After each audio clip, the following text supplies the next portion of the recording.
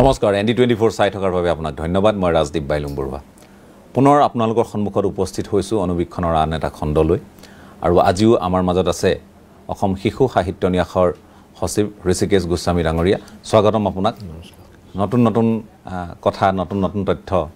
লাভ কৰাৰ উদ্দেশ্যে আপোনাৰ সৈতে এখিনি মন্থন আমি কৰি আছো আৰু বহু কথা আমি ব্যক্তিগতভাৱে জানো কিন্তু সামাজিকভাৱে সকলো লোকে ৰাজহুৱাকৈ কিছুমান কথাৰ যেটো জনাৰ হাবিয়াহ মনত পুহি ৰাখে আৰু সেই কাৰণে আমি আপোনাৰ সৈতে এটো আমাৰ নৱম খণ্ড আৰু বহু কথা যে এতিয়াও পাতিবলৈ বাকি আছে আপুনি যেহেতু মুখ্যমন্ত্ৰীৰ উপদেষ্টা হিচাপে কাৰ্যনিৰ্বাহ কৰিছিল মই অকনমান সময়লৈ ঘূৰি যাব খুজিছো সেই সময়ৰ মাজলৈ এতিয়া আমি সাধাৰণতে কি হয় যে উপদেষ্টা বুলি ক'লে আমি বুজি পাওঁ যে উপদেশ বা তেনে ধৰণৰ পৰামৰ্শৱালী প্ৰদান কৰা একোগৰাকী ব্যক্তি পৰামৰ্শদাতা উপদেষ্টা তেনে ধৰণে কথাবোৰ হয় কেনে ধৰণৰ উপদেশ আসলতে এগৰাকী উপদেষ্টাই প্ৰদান কৰিব লাগে আৰু আপুনি কেনে ধৰণৰ উপদেশ বা কেনে ধৰণৰ আহ্বান জনাইছিল যে এইখিনি কৰিলে ভাল এইখিনি কৰিলে বেয়া আৰু সেইবোৰ কিমান কাৰ্যকৰী হৈছিল নাই মোৰ এই কথাটো হলতো মইতো মিডিয়া উপদেষ্টা আছিলো মূলত মিডিয়া উপদেষ্টা গতিকে সকলো মই ৰাজনৈতিক উপদেষ্টা নাছিলো মই মিডিয়া উপদেষ্টা আছিলো মিডিয়া ৰিলেটেড কথা কোৱাৰ উপৰি মই বন্ধু হিচাপে তেখেতক যিবোৰ ফিলিংস বা যিবোৰ মানুহৰ পৰা বিভিন্ন জনৰ পৰা বন্ধু বান্ধৱৰ পৰা ফিডবেক পাওঁ মিডিয়াৰ পৰা ফিডবেক পাওঁ হেবিলাক মই তেওঁৰ সন্মুখত সঠিকভাৱে উপস্থাপন কৰিবলৈ মই যত্ন কৰিছিলো মই আগতে আপোনাৰ এইত কৈছো যে এজন মুখ্যমন্ত্ৰীৰ কিছুমান কম্পালচন থাকে আমি কোৱা কথাবিলাক ধৰক মই যেটো দৃষ্টিভংগীৰে চাওঁ তেখেতে আকৌ অলপ পলিটিক্যাল দৃষ্টিভংগীৰে চাই বহুত কথা মইতো পলিটিক্যাল দৃষ্টিভংগীৰে কেতিয়াবা নাচাওঁ কথাটো মই কওঁ যে এইটো কৰিব লাগে তেও ধৰক তেনেকুৱা বহুত কথা আছে এইটোত গ'লে এইটোত যদি মই কৰো এইটো আকৌ আহিব পাৰে কনসিকুৱেন্স বিলাক আহিব পাৰে গতিকে মই যিমান পাৰো সঠিকভাৱে ক'বলৈ যত্ন কৰিছিলো মই আগতে কেইবাবাৰো কৈছো যে বহুত মানুহে কিছুমান মানুহে নিজৰ স্বাৰ্থ লৈ পেলাই যে মই ইমান ডাঙৰ এটা কথা তেখেতক ক'ব খুজিছো আপুনি নিজে এপইন্টমেন্ট পিপিএছৰ দ্বাৰা লওক মোক বহুতে কৈছে যে এখেতে মানে আঁতৰাই ৰাখিছে এপইন্টমেন্ট দিয়া কামটো মোৰ নহয় কিন্তু মানুহে ভাবে কি এখেতৰ যেটো বন্ধু এখেতৰ থুই দিছে বহুত মানুহে মোক কৈছে আপোনাৰ লগতে যাম মুখ্যমন্ত্ৰী তালৈকে বা ধৰক কিছুমান মানুহক তেতিয়া মানে আপোনাৰ মুখ্যমন্ত্ৰী ডাঙৰীয়াই লক কৰিব খোজা নাই কিন্তু মই মানুহজনক আহিতো ক'ব নোৱাৰো যে ৰাজদীপ বাইলুং বৰুৱা তেখেতে এই মুহূৰ্তত আপোনাক লগ নাপায় মই কিবা বুদ্ধি কৰি বেলেগ কথা এটা কৈছো গতিকে আপুনি বাহিৰত কৈ দিলে যে এখেতে মোক লক কৰিব নিদিলে আৰু তো এনে আমাৰ মানে বহুত মানুহকে পৰচৰ্চা কৰাৰ অস্তাত্ব আপোনাৰ নিজৰ কামটোতকে আপোনাৰ বেলেগৰ কথাত মোৰ ঘুমাত আমাৰ অস্তাত মানুহবিলাক আৰু বেলেগৰ কথাৰ ওপৰত মই আগতে বাৰে বাৰে কৈছো যে গভীৰতালৈ নোযোৱাকে যিকোনো বিষয়ৰ ওপৰত এক্সপাৰ্ট কমেন্ট দিয়াত উচিত আৰু কিছুমান কথা তেখেতক ধৰক কোভিডৰ সময়তে হওক বা বাকি সময়তে হওক তে কথাবিলাক কৈছিলো মই কিন্তু সকলো কথাই তেখেতে ৰাখিছে এনেকুৱা নহয় কিছুমান ৰাখিব পৰা নাই তেওঁ কৈছে যে তেখেতে মোক কৈছে যে এইটো মই মানে এইটো মোক নকব এইটো মই নোৱাৰো তাৰ মানে কথাটো সঠিক হলে নোৱাৰো বা কিছুমান তেওঁ ভাবি থাকে বহুত সময় ভাবি সেইমতে তেওঁ মানে নিজৰ মতে সিদ্ধান্তটো লয় জানে এতিয়া মাননীয় প্ৰধানমন্ত্ৰী নৰেন্দ্ৰ মোদী ডাঙৰীয়া ধৰক আছে তেওঁৰে বহুত আছে গ্ৰুপ আছে তেওঁ ফিডবেকটো লয় কিন্তু সেই সৰ্বশেষ সিদ্ধান্তটো তেখেতে ল'ব তেখেতক তো ল'বলৈ আকৌ বাধ্য কৰাব নোৱাৰিব আৰু মোক বিচাৰিলে মই উপদেশ দিছিলো মই এটা কথা বিশ্বাস কৰো যে উপজাচি আপোনাৰ উপদেশ দিয়া আৰু বিপদত যদি পৰিব খোজে তেতিয়া বেলেগ কথা বা মানুহক উপজাচি সহায় কৰা এই দুইটাই বৰ ঠিক কথা নহয় মই মুখ্যমন্ত্ৰী উপদেষ্টা হৈ থাকোতে এগৰাকী মহিলা আৰু ছোৱালী এজনী আহিলে কান্দি খুব তেওঁলোকৰ মানে চলিবলৈ অৱস্থা নাই কিবা এটা সহায় কৰি দিব লাগে তে মই তেতিয়া কমিশনাৰ এজনক কৈ পেলাই ক্লিনাৰ পোষ্ট আছে আপোনাৰ ক্লিনাৰ পোষ্টৰ একদম এপইন্টমেন্ট লেটাৰ এখনখন উলিয়াই পেলাই মই মাক আৰু জীয়েকক মাতি আনি মোৰ ঘৰত হাউলিৰ ঘৰত মই দিলো মাকে এখন দলি মাৰি থৈ গৈছে আপোনাৰ আমি ক্লিনাৰ চাকৰি কৰিম নেকি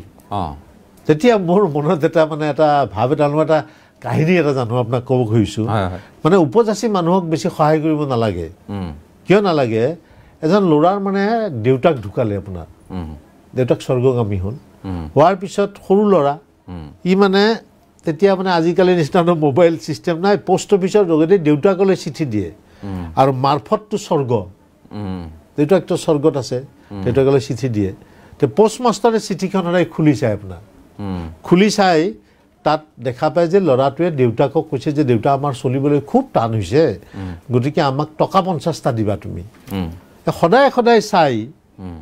পোষ্টমাষ্টাৰজনৰ মনত অলপ আঘাত লাগিল, দুখ পালে। মানে মানুহ যদি সংবেদনশীল হয়, সংবেদনশীলতাই মানৱতাৰ জন্ম দিয়ে। অসংবেদনশীল মানুহ কেতিয়াও মানৱতাবাদী নহয়, তেনে মানৱতাৰ দিশটো তেওঁলোকে নাভাবে। গতিকে পোষ্টমাষ্টাৰজন আছিল বৰ সংবেদনশীল। তেওঁ পঢ়ি পেলাই ভাবিলে এই ল'ৰাজনে সদায় সদায় লিখে বেচেৰা, গতিকে তেওঁ এদিন ল'ৰাজনক মাতি আনিলে। মাতি আনি ক'লে যে বাবা, তোৰ মানে দেউতাই 30 টকা দিছে তোক, এই টকা 30টা তই ৰাখ। তো ল'ৰাজনৰ মনত অলপ ফূৰ্তি হ'ল যে দেউতাই যি নহওক আমাৰ কথাটো শুনিছে আৰু। ঘৰলৈ গৈ পেলাই 30 টকাটো ক'ত ক'ত খৰচ কৰি পেলাই কৰিলে। কিছুদিন পিছত আৰু এখন চিঠি দিলে। পোষ্টমাষ্টাৰটো সদায় চিঠিবিলাক খুলি আছে, কাৰণ দেউতাকটো মৰি গৈছে, পঢ়ে। চিঠিখন খুলি চাই দেখিলে তাত দেউতাকলৈ লিখিছে যে পৰম পূজনীয় পিতৃদেৱতা, আপোনাৰ এই সহায়ৰ কথা আমি জীৱনত নাপাহৰোঁ। আপুনি আমাক বিপদৰ সময়ত যে টকা 30টা দিলে তাৰ কাৰণে আপোনাক সেৱা জনাইছোঁ। আমি জানো যে আপুনি টকা 50টাই দিছিলে, কিন্তু এই বদমাছ পোষ্টমাষ্টাৰটোৱে 20 টকা ৰাখি 30 টকা আমাক দিলে। তাৰমানে পোষ্টমাষ্টাৰটোৱে গম পালে যে মই উপযাচী কৰা সহায়ৰ কাৰণে সেই মোকো এপইণ্টমেণ্ট লেটাৰখন দলি মাৰি দিছিল, কিন্তু মোক যদি মই ক'লো যে আপোনালোকে এইখন পাব, কিন্তু মোক 4 লাখ টকা দিব লাগিব, তেতিয়া হয়তো ঠিক থাকিলেহেঁতেন। গতিকে আপোনাৰ বহুত সময়ত যে আমাৰ কয় যে যাচি দিয়া সোণৰ মূল্য নাই, গতিকে মই বহুত সময়ত উপযাচী উপদেশ বেছি দিয়া নাই, কিন্তু যেতিয়া যেতিয়া দৰকাৰ হয়, প্ৰয়োজন হয়, মই কৈছিলোঁ। আৰু কিছুমান কথা শুনিছে, মই চব কথা শুনা নাই বুলিও কোৱা নাই, যিখিনি তেওঁ ভাবিছে এইখিনি দৰকাৰ। কিন্তু সকলো কথাই উপদেষ্টাৰ মুখ্যমন্ত্ৰীয়ে শুনি পেলাই চলিব, এইটো কোনো ৰাজ্যতে হয় বুলি মই নাভাবোঁ। ঠিকে আছে, মই আন কেইটামান বিষয় লৈ আপোনাৰ সৈতে কথা পাতিব খুজিছোঁ। সেয়া হ'ল যে আপুনি এই যিটো পৰিচয়টো 5 বছৰীয়া আপোনাৰ এটা পৰিচয় আছে, মুখ্যমন্ত্ৰীৰ মিডিয়া উপদেষ্টা বা প্ৰেছ উপদেষ্টা, তাৰ বাহিৰেও আপোনাৰ এটা পৰিচয় যিহেতু আছে এগৰাকী স্তম্ভলেখক হিচাপে, এগৰাকী প্ৰাক্তন আছু নেতা হিচাপে, তাৰ লগতে আপুনি অসম শিশু সাহিত্য ন্যাসৰ আপুনি সচিব হিচাপে, গ্ৰন্থ আন্দোলনৰ সৈতেও আপুনি দীৰ্ঘ সময় ধৰি জড়িত। এই গ্ৰন্থ আন্দোলন আৰু আপুনি, মই যদি আপোনাক সোধোঁ, গ্ৰন্থ আন্দোলনৰ সৈতে পৰিচয় কেতিয়া আপোনাৰ হ'ল, এই গ্ৰন্থৰ গোটেই বা গ্ৰন্থমেলাৰ গোটেই বিষয়টোৰ সৈতে কেতিয়াৰ পৰা আপুনি জড়িত হ'ল, অকণমান যদি আপোনাক মই সোধোঁ। গ্ৰন্থমেলা মানে কি, আমি যেতিয়া হাইস্কুলত পঢ়ি আছিলোঁ দেই, হাইস্কুলত পঢ়ি থাকোঁতে আমাক তেতিয়া দেউতাই মানে সুৰেন্দ্ৰ নাৰায়ণ গোস্বামী, তেখেতে বিশিষ্ট সংস্কৃত পণ্ডিত আছিল, আমাক মানে সাহিত্য সভাবিলাকলৈ লৈ গৈছিলে। আগতে সাহিত্য সভাবিলাকত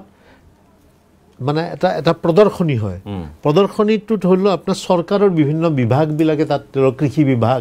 ইণ্ডাষ্ট্ৰী বিভাগ, এইবিলাকৰ তেওঁলোকৰ যিবোৰ কৃত কাৰ্যক সেইবিলাক প্ৰদৰ্শন কৰে। আৰু এটা পাৰ্ট আছিল কিতাপৰ, আপোনাৰ কিতাপ। আমি তেতিয়া জনা হোৱাৰ পৰা এই গ্ৰন্থমেলাবিলাকত খুব মই বেছি পঢ়িছিলোঁ দস্যু ভাস্কৰ চিৰিজ আৰু পাফু চিৰিজ, ইনকাছ চিৰিজ, আৰু তাৰ উপৰিও ধৰক এই যে সাহিত্য প্ৰকাশে কিছুমান কম্পিটিশ্যন পাতিছিলে, তাৰ পুৰস্কাৰ পোৱা কিতাপবিলাক জনা হোৱাৰ পৰা কিনিছোঁ। তো ঠিক তেনেকৈ প্ৰথম গ্ৰন্থমেলাৰ কনচেপ্টটো আমি দেখিছিলোঁ তেতিয়া, প্ৰথম দেই। তাৰপিছত গুৱাহাটী বিশ্ববিদ্যালয়ত যেতিয়া পঢ়ি আছিলোঁ, তেতিয়া 1984 চনত জাজেছ ফিল্ডত, জজ খেল পথাৰত অসম প্ৰকাশন পৰিষদৰ 25 বছৰ এই ৰূপালী জয়ন্তী উপলক্ষে এখন গ্ৰন্থমেলা পাতিছিলে তেওঁলোকে। সেইখনে বৃহৎ মানে ৰাষ্ট্ৰীয় গ্ৰন্থমেলা। ভি ভেংকটা ৰমন আছিলে বোধহয় তেতিয়া উপ ৰাষ্ট্ৰপতি, তেখেতে সেইখন উদ্বোধন কৰিছিলে। তেতিয়া গ্ৰন্থমেলাৰ মানে সেই গ্ৰন্থমেলাত মই নামঘোষাখন কিনিছিলোঁ আৰু 2খনমান কিতাপ কিনিছিলোঁ। মোৰ এতিয়াও তাতে লিখা আছে, মই থৈ দিয়া আছে যে গুৱাহাটী গ্ৰন্থমেলা 1984, এইটো মোৰ ঘৰত থোৱা আছে। আৰু সেই গ্ৰন্থমেলাৰ মাজতে এটা তলাতল ঘৰৰ নিচিনা ঘৰ এটা বনাইছিল। সেই তলাতল ঘৰত ৰূপকোঁৱৰ জ্যোতিপ্ৰসাদ আগৰৱাল যিখন জয়মতী কথাছবি, আধা মানে আপোনাৰ ভূপেন হাজৰিকাই এখন আৰু বনাই লৈছিল, সেইখন তাত প্ৰদৰ্শন কৰিছিল। তো তেনেকৈ প্ৰথম গ্ৰন্থমেলাত মানে একদম হাজাৰ হাজাৰ মানুহ, আমাৰ বন্ধু বান্ধৱীৰ এতিয়া আহিছোঁ, মানে কিতাপৰো যে এখন মেলা হয় সেই কনচেপ্টটো প্ৰথম ভালকৈ পালোঁ আৰু দেখিলোঁ। তেতিয়া আমিতো ষ্টুডেণ্ট। আচ্ছা, তাৰ পিছত আপোনাৰ 85-86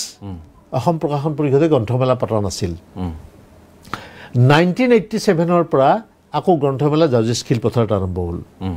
তেতিয়াৰ পৰা আমি তেতিয়া গুৱাহাটী ইউনিভাৰ্চিটিৰ পৰা আহোঁ আমাৰ গোটেই বন্ধু বান্ধৱবিলাক আৰু বহুত কিতাপ আমি লৈ যাওঁ আৰু ভষ্টক বুলি এটা পাব্লিকেশ্যন আছিল ৰাছিয়াৰ পৰা এই সোভিয়েট দেশ এখন আলোচনী উলিয়াইছিল সেই সোভিয়েট দেশ আলোচনীতে আপোনাৰ নৱকান্ত বৰুৱা ছাৰে লিখিছিল আৰু আমাৰ যে এই দস্যু ভাস্কৰৰ যিজন ৰংমন তেওঁৰ নাম আছিল আচলতে ৰবীন চন্দ্ৰ দে সেই ৰবীন চন্দ্ৰ দেৰ ওপৰতো সোভিয়েট দেশত লিখা মেলা হৈছিল মোৰ তাত সেই পেপাৰ এই কাৰ্ডটো থোৱা আছে গতিকে আমি সেই ভষ্টক পাব্লিকেশ্যনৰ কিতাপ বিভিন্ন ভাৰতবৰ্ষৰ পাব্লিকেশ্যন হাউচবিলাক আহে সেই কিতাপবিলাক লৈ যাওঁ আচ্ছা 89ত মই শিশু সাহিত্য নিয়াসত অস্থায়ীভাৱে সোমালোঁ তেতিয়া 89ত আকৌ জজ খেলপথাৰত গ্ৰন্থমেলা হোৱা নাই কিয় জানে নাই তেতিয়া তদানীন্তন প্ৰধানমন্ত্ৰী ভিপি সিং ডাঙৰীয়া বিশ্বনাথ প্ৰতাপ সিং ডাঙৰীয়া এখন সভা মুকলি সভা এখন এড্ৰেছ কৰিবলৈ জাৰ্জিছ খেলপথাৰত আহিছিল তেতিয়া আপোনাৰ বুক ফেয়াৰখন হৈছিল লতাশিল খেলপথাৰত লতাশিল খেলপথাৰত আকৌ তেতিয়া আপোনাৰ তাৰে ৰাইজে আপত্তি কৰিছিল খেলপথাৰখন নষ্ট হৈ যাব পাৰে বুলি তেতিয়া আপোনাৰ আমাৰ কামৰূপ মেট্ৰৰ এডিচি আছিল লক্ষীনাথ তামুলী ডাঙৰীয়া লক্ষীনাথ তামুলী ডাঙৰীয়া এটা খুব ইনিচিয়েটিভ লৈছিল মানে আৰু কমিশ্যনাৰ আছিল অশোক শইকীয়া ডাঙৰীয়া এডুকেশ্যন কমিশ্যনাৰ তেতিয়া সতীশ ভট্ট আছিল প্ৰকাশন পৰিষদৰ সচিব আৰু বৃন্দাবন গোস্বামী আছিলে আপোনাৰ শিক্ষামন্ত্ৰী তেতিয়া আমি আৰু গৈছোঁ পিছে আৰু লক্ষীনাথ তামুলী তাতো গৈছোঁ শেষত মানে তাৰ স্থানীয় ৰাইজৰ লগত গণেশ মন্দিৰ কমিটিৰ লগত এইবিলাক কথা বতৰা পাতি চাৰিওফালে লতাশিলৰ এখন ৱাল দি দিয়া সিদ্ধান্তটো হ'ল আগতে ৱাল নাছিল লতাশিলৰ সেই গ্ৰন্থমেলাখন আপোনাৰ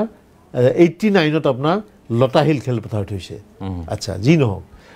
91ত মই এদিন আপোনাৰ এই ভূপেন হাজৰিকাৰ কথা কওঁতে কৈছোঁ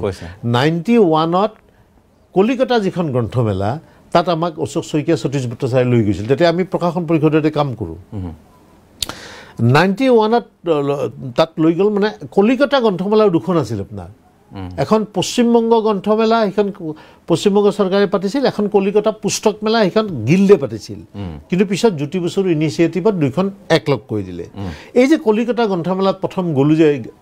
মানে ভূপেন হাজৰিকা কিতাপ ইনগ্ৰেশ্যনৰ পৰা আৰম্ভ কৰি চব দেখা পালোঁ সেইটোৱে মোক এটা আকৃষ্ট কৰিলে আৰু আকৃষ্ট কৰাৰ পিছত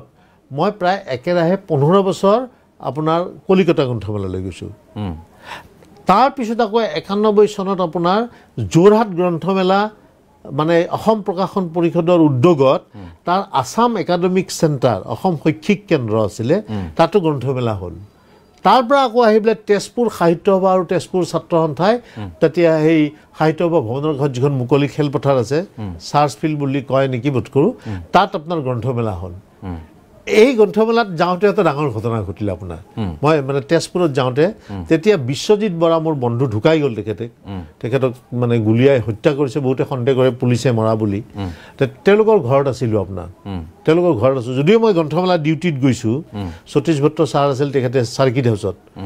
থাকোঁতে আপোনাৰ মই এই সন্ধিয়া টাইমত কমাৰ চুবুৰীত বিশ্বজিৎ বৰাৰ সৈতে একেলগে বহি আছিলোঁ বহি থাকোঁতে এখন মাৰুতি কাৰ আহিল কলা গ্লাছৰ আপোনাৰ গ্লাছ নমাইছে আৰু চিধা বন্দুক উলিয়াই বিশ্বজিৎ বৰালৈ গুলিয়াই দিছে বিশ্বজিৎ বৰাই হালি দি তেওঁৰ লগত পিষ্টল আছিলে মই পিছত গম পাইছোঁ তেওঁ উলিয়াই মানে আপোনাৰ সেই গাড়ীখনলৈ লক্ষ্য কৰি গুলিয়ালে আৰু গাত গুলি নালাগিল পিছফালে মানে চাউৰ পেকেট উৰি গৈছে মই বোলো কি পালাত পৰিলোঁ আহি পেলাই উপায়তো নাই বিশ্বজিৎ বৰা বন্ধু তাৰপিছত এই গোটেই ৰাতি এই চতিয়াৰ পৰা পদ্ম হাজৰিকা আহিছে তাত মানে নীপ বৰা ভায়েক অকন্তি বৰা অকন্তি ঢুকালে জোন বৰা এতিয়াও আছে বাচি পেলাই আমাৰ বিদু বুলি মাতো তেখেতক এনেকৈ গৈ পেলাই মই তাতে হুলস্থুল পৰিৱেশ একদম তাত এটা ভয়ংকৰ চিটুৱেশ্যন কোনে গুলি আছিল এইটো মানে আলফাৰ লগত ক্লেছ আছিলে আৰু তাৰপিছত আপোনাৰ মই তেতিয়া বৰা ডাঙৰীয়াই পিষ্টল ৰাখিছিল বৰা ডাঙৰীয়াই পিছত বৰা ডাঙৰীয়াৰ মৃত্যু হ'ল আপুনি তেতিয়াহে গম পালে যে তেওঁৰ ওচৰতো পিষ্টল আছে মইতো পিষ্টল আগতে মই গৈছিলোঁ গ্ৰন্থমেলাত ডিউটি কৰিবলৈ কিন্তু এই গোটেই গ্ৰুপটোৰ লগত তেওঁলোকে ছাত্ৰ সন্থাৰো আছিল মোৰ এটা পুৰণি সম্পৰ্ক এটা আছিল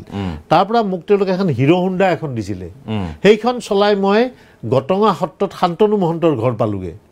শান্তনু মহন্ত হ'ল অসম ছাত্ৰ সন্থাৰ এছিষ্টেণ্ট জেনেৰেল ছেক্ৰেটাৰী আছিল তাতে মই বৃন্দাবন গোস্বামীক লগ পাই গ'লো যে এনেকুৱা ভয়ংকৰ চিটুৱেশ্যন এটা হৈছে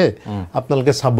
আৰু তাৰ পৰা আহি পেলাই মোক এই শান্তনু মহন্ততে আৰু এই গোটেই গ্ৰুপটো এটা জেগাত লৈ গ'ল মই আপোনাৰ সেই টেলিফোনত তেতিয়া গৃহমন্ত্ৰী ভিগু কুমাৰ ফুকনক কৈছোঁ যে এই বস্তুটো অলপ চোৱা চিতা কৰিব লাগে এইটো এটা ভয়ংকৰ চিটুৱেশ্যন আৰু গোটেই এটা ৰাতিলৈকে এটা ভয়ংকৰ চিটুৱেশ্যন এটা হৈছিল তাত আৰু তাৰ কেইদিনমান পিছতে আপোনাৰ তাতে ৰাষ্ট্ৰপতি শাসন দিলে অসমত মানে ২৭ নৱেম্বৰ আছিল মই গতিকে সেই গ্ৰন্থমেলালৈ যাওঁতে এনেকুৱা এটা ঘটনাৰ সন্মুখীন হৈছিলোঁ কিন্তু গ্ৰন্থমেলা এটা ৰাষ্ট্ৰীয় পৰ্যায়ৰ গ্ৰন্থমেলা প্ৰথম তেজপুৰত তেতিয়া পাতিছিলে যোৰহাটৰ পৰা আমি আহি ইয়াতে পাতিছিলোঁ যোৰহাটত আছাম একাডেমিক চেণ্টাৰে পাতিছিলে আৰু যোৰহাটত আপোনাৰ ৭ দিনত এই ১০ দিন নে ১২ দিন গ্ৰন্থমেলাখন পাতিছিলতো ৭ দিনত আপোনাৰ গোটেইবিলাক কিতাপ বিক্ৰী হৈ গৈছিল আপোনাৰ ৭ দিনতে সেই সময়ত এইটো এটা ঘটনা ঘটিলে আৰু দ্বিতীয় এটা আপোনাক মই কাহিনী কওঁ গ্ৰন্থমেলা ৰিলেটেড এই কলিকতা গ্ৰন্থমেলাত গৈ গৈ ভাল লাগে বিভিন্ন ধৰণৰ মানুহ লগ পাওঁ তছলিমা নাছৰিনক মই প্ৰথম তাত লগ পাইছোঁ আপোনাৰ তেখেতে লজ্জা কিতাপখন আৰু নষ্ট গদ্য এইখন চহী কৰি মোক দিছে মই কিনিছোঁ মানে ষ্টলত বহি পেলাই কিনিছোঁ মই তছলিমা নাছৰিনক ভূপেন হাজৰিকাৰ ঘৰলৈ লৈ যোৱা কথাটো কৈছোঁ আপোনাক ২০০৭ চনত তেতিয়া আপোনাৰ 1997ৰ এটা ঘটনা ঘটিছে মই আৰু সতীশ ভট্টাচাৰ্য গৈছোঁ গ্ৰন্থমেলা চাবলৈ আপোনাৰ কলিকতালৈ যাওঁতে আপোনাৰ গ্ৰন্থমেলাৰ এটা পাৰ্টত জুই লাগি গ'ল জুই লাগি গোটেই গ্ৰন্থমেলা এটা ছাইড কমপ্লিটলি পুৰি চাৰখাৰ পুৰি চাৰখাৰ হোৱাৰ পিছত আমি ঘূৰি আহিলোঁ আহি পেলাই আমি ভাবিলোঁ আৰু ইয়াত থাকি কি লাভ হ'ব আমি নেক্সট ডে গুৱাহাটী গুচি আহিম সন্ধিয়া মই টিভি চাই আছিলোঁ আপোনাৰ টিভিত দেখিলোঁ জ্যোতি বসু তেতিয়া আপোনাৰ পশ্চিমবংগৰ মুখ্যমন্ত্ৰী তেওঁ মানে এটা ঘোষণা দিছে যে ৩ দিনের মধ্যেই পুনঃ বইমেলা পুস্তক মেলা আমি চালু করব আর সেই দায়িত্ব দেওয়া হচ্ছে সেখানের পুলিশ মন্ত্রী বুদ্ধদেব ভট্টাচার্যকে বুদ্ধদেব ভট্টাচার্য তেতিয়া আপনার কি বলে গৃহমন্ত্রী আছিল আমার প্রখ্যাত বঙ্গর কবি সুকান্ত ভট্টাচার্যর ভতিজাক তেতিয়া ভট্টাচাৰ্যৰ মই আলোচনা কৰোঁ যে কেনেকেনো গ্ৰন্থমেলা ৩ দিনতে পুনৰ সজীৱ কৰি তুলিব চাব যাওঁ এই যে পুৰি গৈছে ছাই হৈ গৈছে তেওঁলোকে সেই ডাম্পাৰ জাতীয় সৰু সৰু আনি পেলাই গোটেইবিলাক একলগ কৰি তাত আপোনাৰ ফাইবাৰ গ্লাছ দি পেলাই মানে ঘৰ বনাই গৈছে আৰু আমাৰ ষ্টলবিলাক যেনেকৈ বনায় ষ্টলবিলাক বনাই গৈছে আৰু ষ্টলবিলাক বনাই পেলাই ৩ দিনৰ দিনাখন তাত আপোনাৰ গোটেই শিল্পী সাহিত্যিকবিলাক গোট খাইছে তেতিয়া এজন আছিল বিখ্যাত মানুহ পিছত তেওঁ ভাৰতবৰ্ষ এৰি গুচি গ'ল মকবুল ফিদা হুছেইন মকবুল ফিদা হুছেইন খালী ভৰিলে থাকে আৰু কেৰেলাৰ প্ৰখ্যাত চলচ্চিত্ৰ পৰিচালক অদূৰ গোপাল কৃষ্ণন তাৰপিছতে পিছলৈ সাহিত্য একাডেমীৰ চেয়াৰমেন হৈছিল প্ৰখ্যাত ঔপন্যাসিক সুনীল গংগোপাধ্যায় আকৌ এজন আছিল আপোনাৰ প্ৰেম আৰু প্ৰকৃতিৰ ওপৰত তেখেতে মানে উপন্যাস লিখে বুদ্ধদেৱ গুহ পেছাত তেওঁ চাৰ্টাৰ একাউণ্টেণ্ট মহাশ্বেতা দেৱী এইবিলাক অৰ্ধেন্দু দে এই গোটেইবিলাকে গ্ৰন্থমেলাৰ পৰা এটা প্ৰচেছন উলিয়ালে আৰু প্ৰচেছনটো উলিয়াই নাচি বাগি আপোনাৰ গৈ পেলাই তেওঁলোকে এটা প্ৰচেছন কৰি ঘূৰি পেলাই আহিলে কলিকতাৰ সেই ধৰমতলাৰ এইখিনিতে আহি পেলাই পুনৰ আকৌ গ্ৰন্থমেলাত সোমাই গ'ল আৰু তাতে গ্ৰন্থমেলা পুনৰ উন্মোচন হোৱা বুলি ঘোষণা কৰিলে আপোনাৰ মানে সেই গ্ৰন্থমেলাখন এছিয়াৰ সৰ্ববৃহৎ গ্ৰন্থমেলা তাত প্ৰায় ১৫০০টা ষ্টল থাকে আমাৰ ইয়াততো বৰ বেছি ১০০-১৫০ তাত যিখন মানে আপোনাৰ মানে ফুড পাৰ্ক বুলি কয় সেইখনে আমাৰ গ্ৰন্থমেলাতকৈ বহুত ডাঙৰ পিছত সেইখনৰ ওপৰত কেছ কৰিলে আপোনাৰ সেইখন আৰ্মিৰ ফিল্ড আছিলে তেতিয়া প্ৰণৱ মুখাৰ্জী আছিলে ডিফেন্স মিনিষ্টাৰ সেইখন তেওঁ যত্ন কৰিছিল কিন্তু আনন্দবজাৰ পত্ৰিকাৰ গ্ৰুপৰ পৰা এজন সুভাষ দত্ত বুলি মানুহে কেছ কৰিছিল আপোনাৰ আৰু এই যে গ্ৰন্থমেলাখন জ্বলি গৈছিল এই CPMৰ কেডাৰ এগৰাকী আছিল মহুৱা ভট্টাচাৰ্য বুলি তেওঁৰ সেই গেছ লিক হৈ পেলাই কেণ্টিনৰ পৰা জুইটো লাগিছিল যিয়ে নহওক পিছত কেছ কৰাৰ পিছত প্ৰায় ময়দানত গ্ৰন্থমেলা পতাটো বন্ধ হ'ল হৈ পেলাই লৈ গ'লে আপোনাৰ মিলনমালা বুলি জেগা এটাত তাৰপিছত পতা হ'ল আকৌ চল্লেকলৈ কিন্তু সেই ময়দানত গ্ৰন্থমেলাৰ যিটো গৰিমা কলিকতা পুস্তক মেলাৰ সেইটো আৰু বৰ্তমান নাই মই সেইকাৰণে পিছলৈ মই যোৱা নাই পিছলৈ আপুনি নোযোৱা এই গ্ৰন্থমেলাৰ সৈতে যদি আপুনি বিশেষকৈ অসমৰ কথা যদি কওঁ বা তেনে কাৰ্যসূচীৰ কথা কওঁ আমি এটা কথা ক'বই লাগিব যে মই নিজেও ব্যক্তিগতভাৱে মই তেখেতৰ সৈতে মুখামুখিকৈ বিশেষ মোৰ দুৰ্ভাগ্য সৌভাগ্য বুলি কথা নহয় আৰু মোৰ সেইটো আচলতে ক্ষণ মিলা নাই মই ভাবোঁ যে doctor Hiren Gohain sir Hiren Gohain sir এবাৰ মই কলকাতাত থাকোঁতে তেনেধৰণৰ কলকাতা তাত যেতিয়া গ্ৰন্থমেলা সেই সময়খিনিতে তেখেত তালৈ গৈছে সপৰিবাৰে গৈছে আৰু অসম ভৱনত তেওঁলোক আছে মই অসম ভৱনত আমি কৈছিলোঁ যে আমি অসম ভৱনত থাকিম ক'লে যে নহয় আপোনালোকে নোৱাৰিব এনেধৰণৰ কথা এটা আছে তাত ৰুম আমাৰ নায়েই আৰু তাত ডক্টৰ হীৰেণ গোহাঁই ছাৰ তেখেতৰ পৰিবাৰ এনেধৰণে আছেহি তেওঁলোকো কিন্তু মই ভাবোঁ যে তেখেত যিহেতু এগৰাকী নিজেও এগৰাকী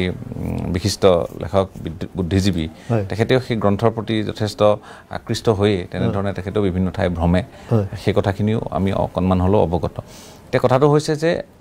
মই বেলেগ এটা প্ৰসংগৰ কথাহে আচলতে সুধিব গৈছোঁ যে এই ডক্টৰ হীৰেণ গোহাঁই ছাৰৰ বিশেষকৈ আপোনাৰ সৈতে যে এটা ভাল সম্পৰ্ক এই কথাখিনি আমি ইয়াৰ আগতেও আভাস এটা পাইছোঁ আপুনি কৈছিল যে সৰ্বানন্দ সোণোৱাল ডাঙৰীয়াক এবাৰ লৈ যাওঁতে কৈছিল যে সৰ্বানন্দ সোণোৱালক তেখেতে কৈছিল যে এইবাৰ আহিলে এইবাৰ বাৰু ঋষিকেশৰ লগত আহিলা অহাবাৰ আহিলে এপইণ্টমেণ্ট এটা লৈ আহিবা এই কথা তেওঁক যথেষ্ট সেই সময়ত আপোনাক ভুকু এটাও মাৰিছিল বুলি আপুনি কৈছিল কিন্তু আৰু তেখেতৰ সৈতে গ্ৰন্থ বা আন দিশত তেখেতৰ সৈতে যদি কিবা বহুত তেখেতৰ সৈতে কেইবাটাও মানে উল্লেখযোগ্য ঘটনা মোৰ ঘটিছে মই এবাৰ তেজপুৰলৈ এখন মাৰুতি ভেনত অলকনাথে গাড়ীখন চলাই গৈছিল তেতিয়া তেজপুৰ জিলা পুথিভঁৰালত এখন সভা হৈছিল ছাৰ বক্তৃতা দিবলৈ গৈছিল তো হীৰেণ গোহাঁই ছাৰ আৰু মই এই NEC গেষ্ট হাউচ বুলি এটা গেষ্ট হাউচত তাত একেলগে ৰাতি আছোঁ এটা ৰুমত ছাৰ আৰু মই আচ্ছা যি নহওক তেওঁ বক্তৃতা দিবলৈ গৈছিল আৰু যাওঁতে আমি ৰাস্তাত গান চান গাই হীৰেণ গোহাঁই ছাৰে অলপ মিঠাই খাই ভাল পাইছিল তেতিয়া আপোনাৰ কি বোলে ৰাজভোগ খাইছিলোঁ আমি খাৰুপেটীয়াত ছাৰৰ সৈতে আচ্ছা যিয়ে নহওক এই 93ত আপোনাৰ এখন শিশু গ্ৰন্থমেলা হৈছিল সেইখন নেশ্যনেল বুক ট্ৰাষ্ট অফ ইণ্ডিয়াই পাতিছিল ৰাষ্ট্ৰীয় গ্ৰন্থ ন্যাসে তেওঁ উদ্যোক্তাসকলে মোক ক'লে যে এনেকৈ মিটিং এখন হ'ব এখন মোক এম্বেচাডৰ গাড়ী দিলে দি ক'লে যে আপুনি মানে হীৰেণ গোহাঁই আৰু নীলমণি ফুকনক লৈ আহকচোন বুলি ক'লে উদ্যোক্তাসকলে মোৰ লগত ভাল বুলি জানে আৰু এটা কথা এই মই যে কৈছোঁ ভষ্টক পাব্লিকেশ্যন সেই ভষ্টক পাব্লিকেশ্যনৰ মিহিৰ বোজ বুলি পিছত ঢুকালে তেখেতসকলে মোক এটা অনুৰোধ কৰিছিল কলিকতালৈ যাওঁতে মোৰ এটা সম্পৰ্ক হ'ল কেইবাজনৰ পাব্লিচাৰৰ লগত ডাঙৰ যে হীৰেণ গোহাঁইৰ পৰা এখন কিতাপ উলিয়াব লাগে তেতিয়াই মই মিহিৰ সেনক লৈ পেলাই আপোনাৰ হীৰেণ গোহাঁই ছাৰৰ ঘৰত খুব গৰম দিন আছিল গৈছিলোঁ তেতিয়া ছাৰে আপোনাৰ এখন কিতাপ লিখি দিছিল ভষ্টকক সেই কিতাপখনৰ নাম আছিল যোগাযোগ আৰু তাৰ প্ৰথম পৃষ্ঠাটোত ভষ্টকে এটা পেজ এটা দিছিল মোৰ তাৰ কিতাপখন আছে যে ঋষিকেশ গোস্বামীয়ে আমাক হীৰেণ গোহাঁইৰ লগত যোগাযোগ কৰাই দিয়াৰ কাৰণে আমি তেখেতক ধন্যবাদ জনাইছোঁ তাৰ উপৰি আপোনাৰ হীৰেণ গোহাঁই ছাৰে এবাৰ মোক ফোন কৰি ক'লে শৈল খালঘৰীয়া বুলি মানুহ এজন আছিল তেখেতে ষ্টিলৱেল ৰোডৰ ওপৰত এখন কিতাপ লিখিছিল পাহাৰৰ শিখৰে শিখৰে বুলি না পৰ্বতৰ কিবা শিখৰে শিখৰে মই নামটো পাহৰিছোঁ একজেক্টলি গোহাঁই ছাৰে কৈছে তোমাৰ এই পাব্লিচাৰবিলাকৰ লগত ভাল তুমি লৈ যাবাচোন এখেতক এই শৈল খালঘৰীয়া তেতিয়া প্ৰকাশন পৰিষদৰ অফিচলৈ আহিছিল আৰু মই এই বৰুৱা এজেঞ্চি বদন বৰুৱা আছিল তেখেতে মেণ্টৰ চাইজন উলিয়াইছিল তেখেত পিছত আপোনাৰ হাজোৰ MLA আছিল NAGPৰ পৰা তেওঁ MLA আছিল টিকেট নাপালে যিয়ে নহওক তেতিয়া মানে এই গোহাঁই ছাৰক মানে আনিবলৈ গ'লোঁ আপোনাৰ মই ইউনিভাৰ্চিটিলৈ এম্বেচাডৰ গাড়ীখনত যাওঁতে মই ললিত ভৰালী কলেজৰ কাষত গাড়ীখন ৰখি মানে নীলমণি ফুকন ছাৰক বোলো লৈ লওঁ প্ৰথম ৰাস্তাতে যিহেতু পৰে তো মই সেই ৰাস্তাতে গাড়ীখন ৰাখি ৰেল লাইনটো পাৰ হৈ নীলমণি ফুকন ছাৰ বেজবৰুৱা নগৰত থাকে ছাৰৰ তাত গ'লোঁ ছাৰে কৈছে তুমি এটা কাম কৰা ঋষিকেশ তুমি প্ৰথম হীৰেণক লৈ আহা বুলি ক'লে বোলো ঠিক আছে ছাৰ মই লগে লগে গুচি মই ৰেডি হৈ ৰাস্তাত থিয় হৈ থাকিম যাওঁতে মোক লৈ যাবা তাৰ পৰা আপোনাৰ গাড়ীখনত মই উঠিলোঁ উঠি গাড়ীখন ষ্টাৰ্ট দি গাড়ীখনটো ষ্টাৰ্ট নহয় মানে নহ'লেই আপোনাৰ গাড়ী ড্ৰাইভাৰটোক মই অলপ গালিয়ে পাৰিলোঁ বোলো কি গাড়ী এইখন ষ্টাৰ্ট নহ'ল হা তাৰপিছতে আৰু কি কৰোঁ উপায়টো নাই এইফালে মিটিং সময় পাৰ হৈ যায় মই অটো এখন হাত দাঙি অটো এখন ভাড়া লৈ ল'লোঁ লৈ পেলাই অটোখনত হীৰেণ গোহাঁই ছাৰৰ ঘৰ পালোঁ তেতিয়া বাইদেউ ৰাণী গোহাঁই আছিল তেতিয়া আপোনাৰ এটা বেলেগ ছাইডত তেখেতে থাকে আগতে পানী টেংকিৰ তলত আছিলে এইফালে এতিয়া থাকে আৰু এতিয়া সেইটোত নেশ্যনেল হাইৱেটোৱে হৈছে তাৰ কাষত গোহাঁই ছাৰ নাছিলে জালুকবাৰী গৈছিলে তেওঁ ৰিক্সা এখনত উঠি আহি আছে দূৰৰ পৰা মোলৈ চাই তেখেতে এটা অলপ হাঁহি মাৰিছে হাঁহিটোত যেন বহুতকেইটা অৰ্থ আছে মোৰ তেনেকুৱা লাগিল তাৰপিছতে নামি কৈছে ঋষিকেশ কোৱা মই কৈছোঁ আপোনাক নিব আহিছোঁ যে কিহত নিব আহিছা কৈছে অটোখন লৈ অ'টোলৈ আহিছা নেকি এনেকৈ কৈছে বোলো হয় ছাৰ অ'টোখন লৈ আহিছোঁ মই ভাবিছোঁ আচলতে গাড়ী এখন লৈ আহিছিলোঁ গাড়ীখন এই মালিগাঁৱৰ ৩ নম্বৰ গেটত বেয়া হ'ল তেতিয়া ছাৰে কৈছে যে হীৰেণ গোহাঁইক নিবলৈ অহা গাড়ীবিলাক সদায় বেয়াই হয় এনেকৈ কৈছে মোৰ ছাৰ তেনেকুৱা কথা নহয় তেওঁ কৈছে মই নাযাওঁ এনেকৈ কৈছে মোৰ ছাৰ আপুনি যাব লাগিব মই অলপ জোৰ কৰিলোঁ আৰু মানে সম্বন্ধৰ সূত্ৰে ছাৰলৈ আৰু ছাৰেও প্ৰথম খং কৰিছিল যদি তেওঁ এটা শিশুসুলভ মনো তেখেতৰ আছে দেই গতিকে তেওঁ লগে লগে গ'ল অলপ সময় লৈ পেলাই সেই উঠিলে উঠি মোক কৈছে যে তুমি নীলমণি ফুকনক কিয় প্ৰথম আনিব গ'লা তেওঁ মোতকৈ ছিনিয়ৰ তুমি মোকহে প্ৰথম নিবলৈ আহিব লাগে আৰু গাড়ীখন ক'ত বেয়া হৈছে মই কিন্তু চাম মই ভগৱানক মনে মনে প্ৰাৰ্থনা কৰিছোঁ যে গাড়ীখন যদি তাতে নাই তেতিয়াহ'লে ছাৰেতো মোক সন্দেহ কৰিব যে গাড়ীখন মানে ই মিছা কথাই ক'লে নেকি তে আহিলোঁ আহি পেলাই মই তেতিয়া আৰু তেতিয়াতো ফ্লাইঅভাৰ চাইঅভাৰ নাই নহয় তেতিয়া সেইখিনিত সেই আপোনাৰ মানে ৩ নম্বৰ গেটত মই দূৰৰ পৰা দেখিছোঁ গাড়ীখন ৰৈ আছে তেওঁ অ'টোখন ৰাখি গোহাঁই ছাৰ নামি গ'ল নামি মানে গাড়ীখনৰ চাৰিওফালে এবাৰ চালে চাই সুধিলে যে এই গাড়ীখন মানে কোনে দিছিল মোৰ ছাৰ এটা উদ্যোক্তাবিলাকে দিছিল তেওঁলোকক কোনে দিছিল মই এইটো নাজানো ছাৰ কৈছে নাই তুমি এইবিলাক বুজি নোপোৱা মোৰ ওপৰত বহুত ধৰণৰ মানে ষড়যন্ত্ৰ চলি থাকে মোৰ ছাৰ মই সেইটোতো নাজানো তাৰপিছত আৰু যি নহওক তেখেতে ঠাণ্ডা হ'ল তাৰপিছতে মই নীলমণি ফুকন ছাৰ দূৰত ৰৈ আছে এই মানে ললিত ভাড়াৰী কলেজৰ কাষত মই নামি গ'লোঁ কৈ বোলে ছাৰ মোক গোহাঁই ছাৰে অলপ বেয়াই পাইছে অলপ সন্দেহ কৰিছে তেতিয়া নীলমণি ফুকন ছাৰে মোৰ লগতো বহুত ঘটনা গৈছে হীৰেণৰ বুলি কৈছে সেই বুলি নীলমণি ফুকন ছাৰৰ অ'টোখনত উঠি নীলমণি ফুকনৰ হীৰেণ গোহাঁইক আনি পেলাই জাজেছ ফিল্ড মানে পালোহি গতিকে সেইটো ঘটনা মোৰ আজি মই গম পাওঁ গ্ৰন্থমেলাৰ সৈতে এইটো এটা সম্পৰ্ক থকা কথা আৰু তাৰ মাজতে মই নিজৰ কথাখিনিও ক'লোঁ যে কি নহওক আমি আৰু কথা পাতিম সময় হৈছে এটা চমু বাণিজ্যিক বিৰতিৰ প্ৰথমটো বাণিজ্যিক বিৰতি লৈ লৈছোঁ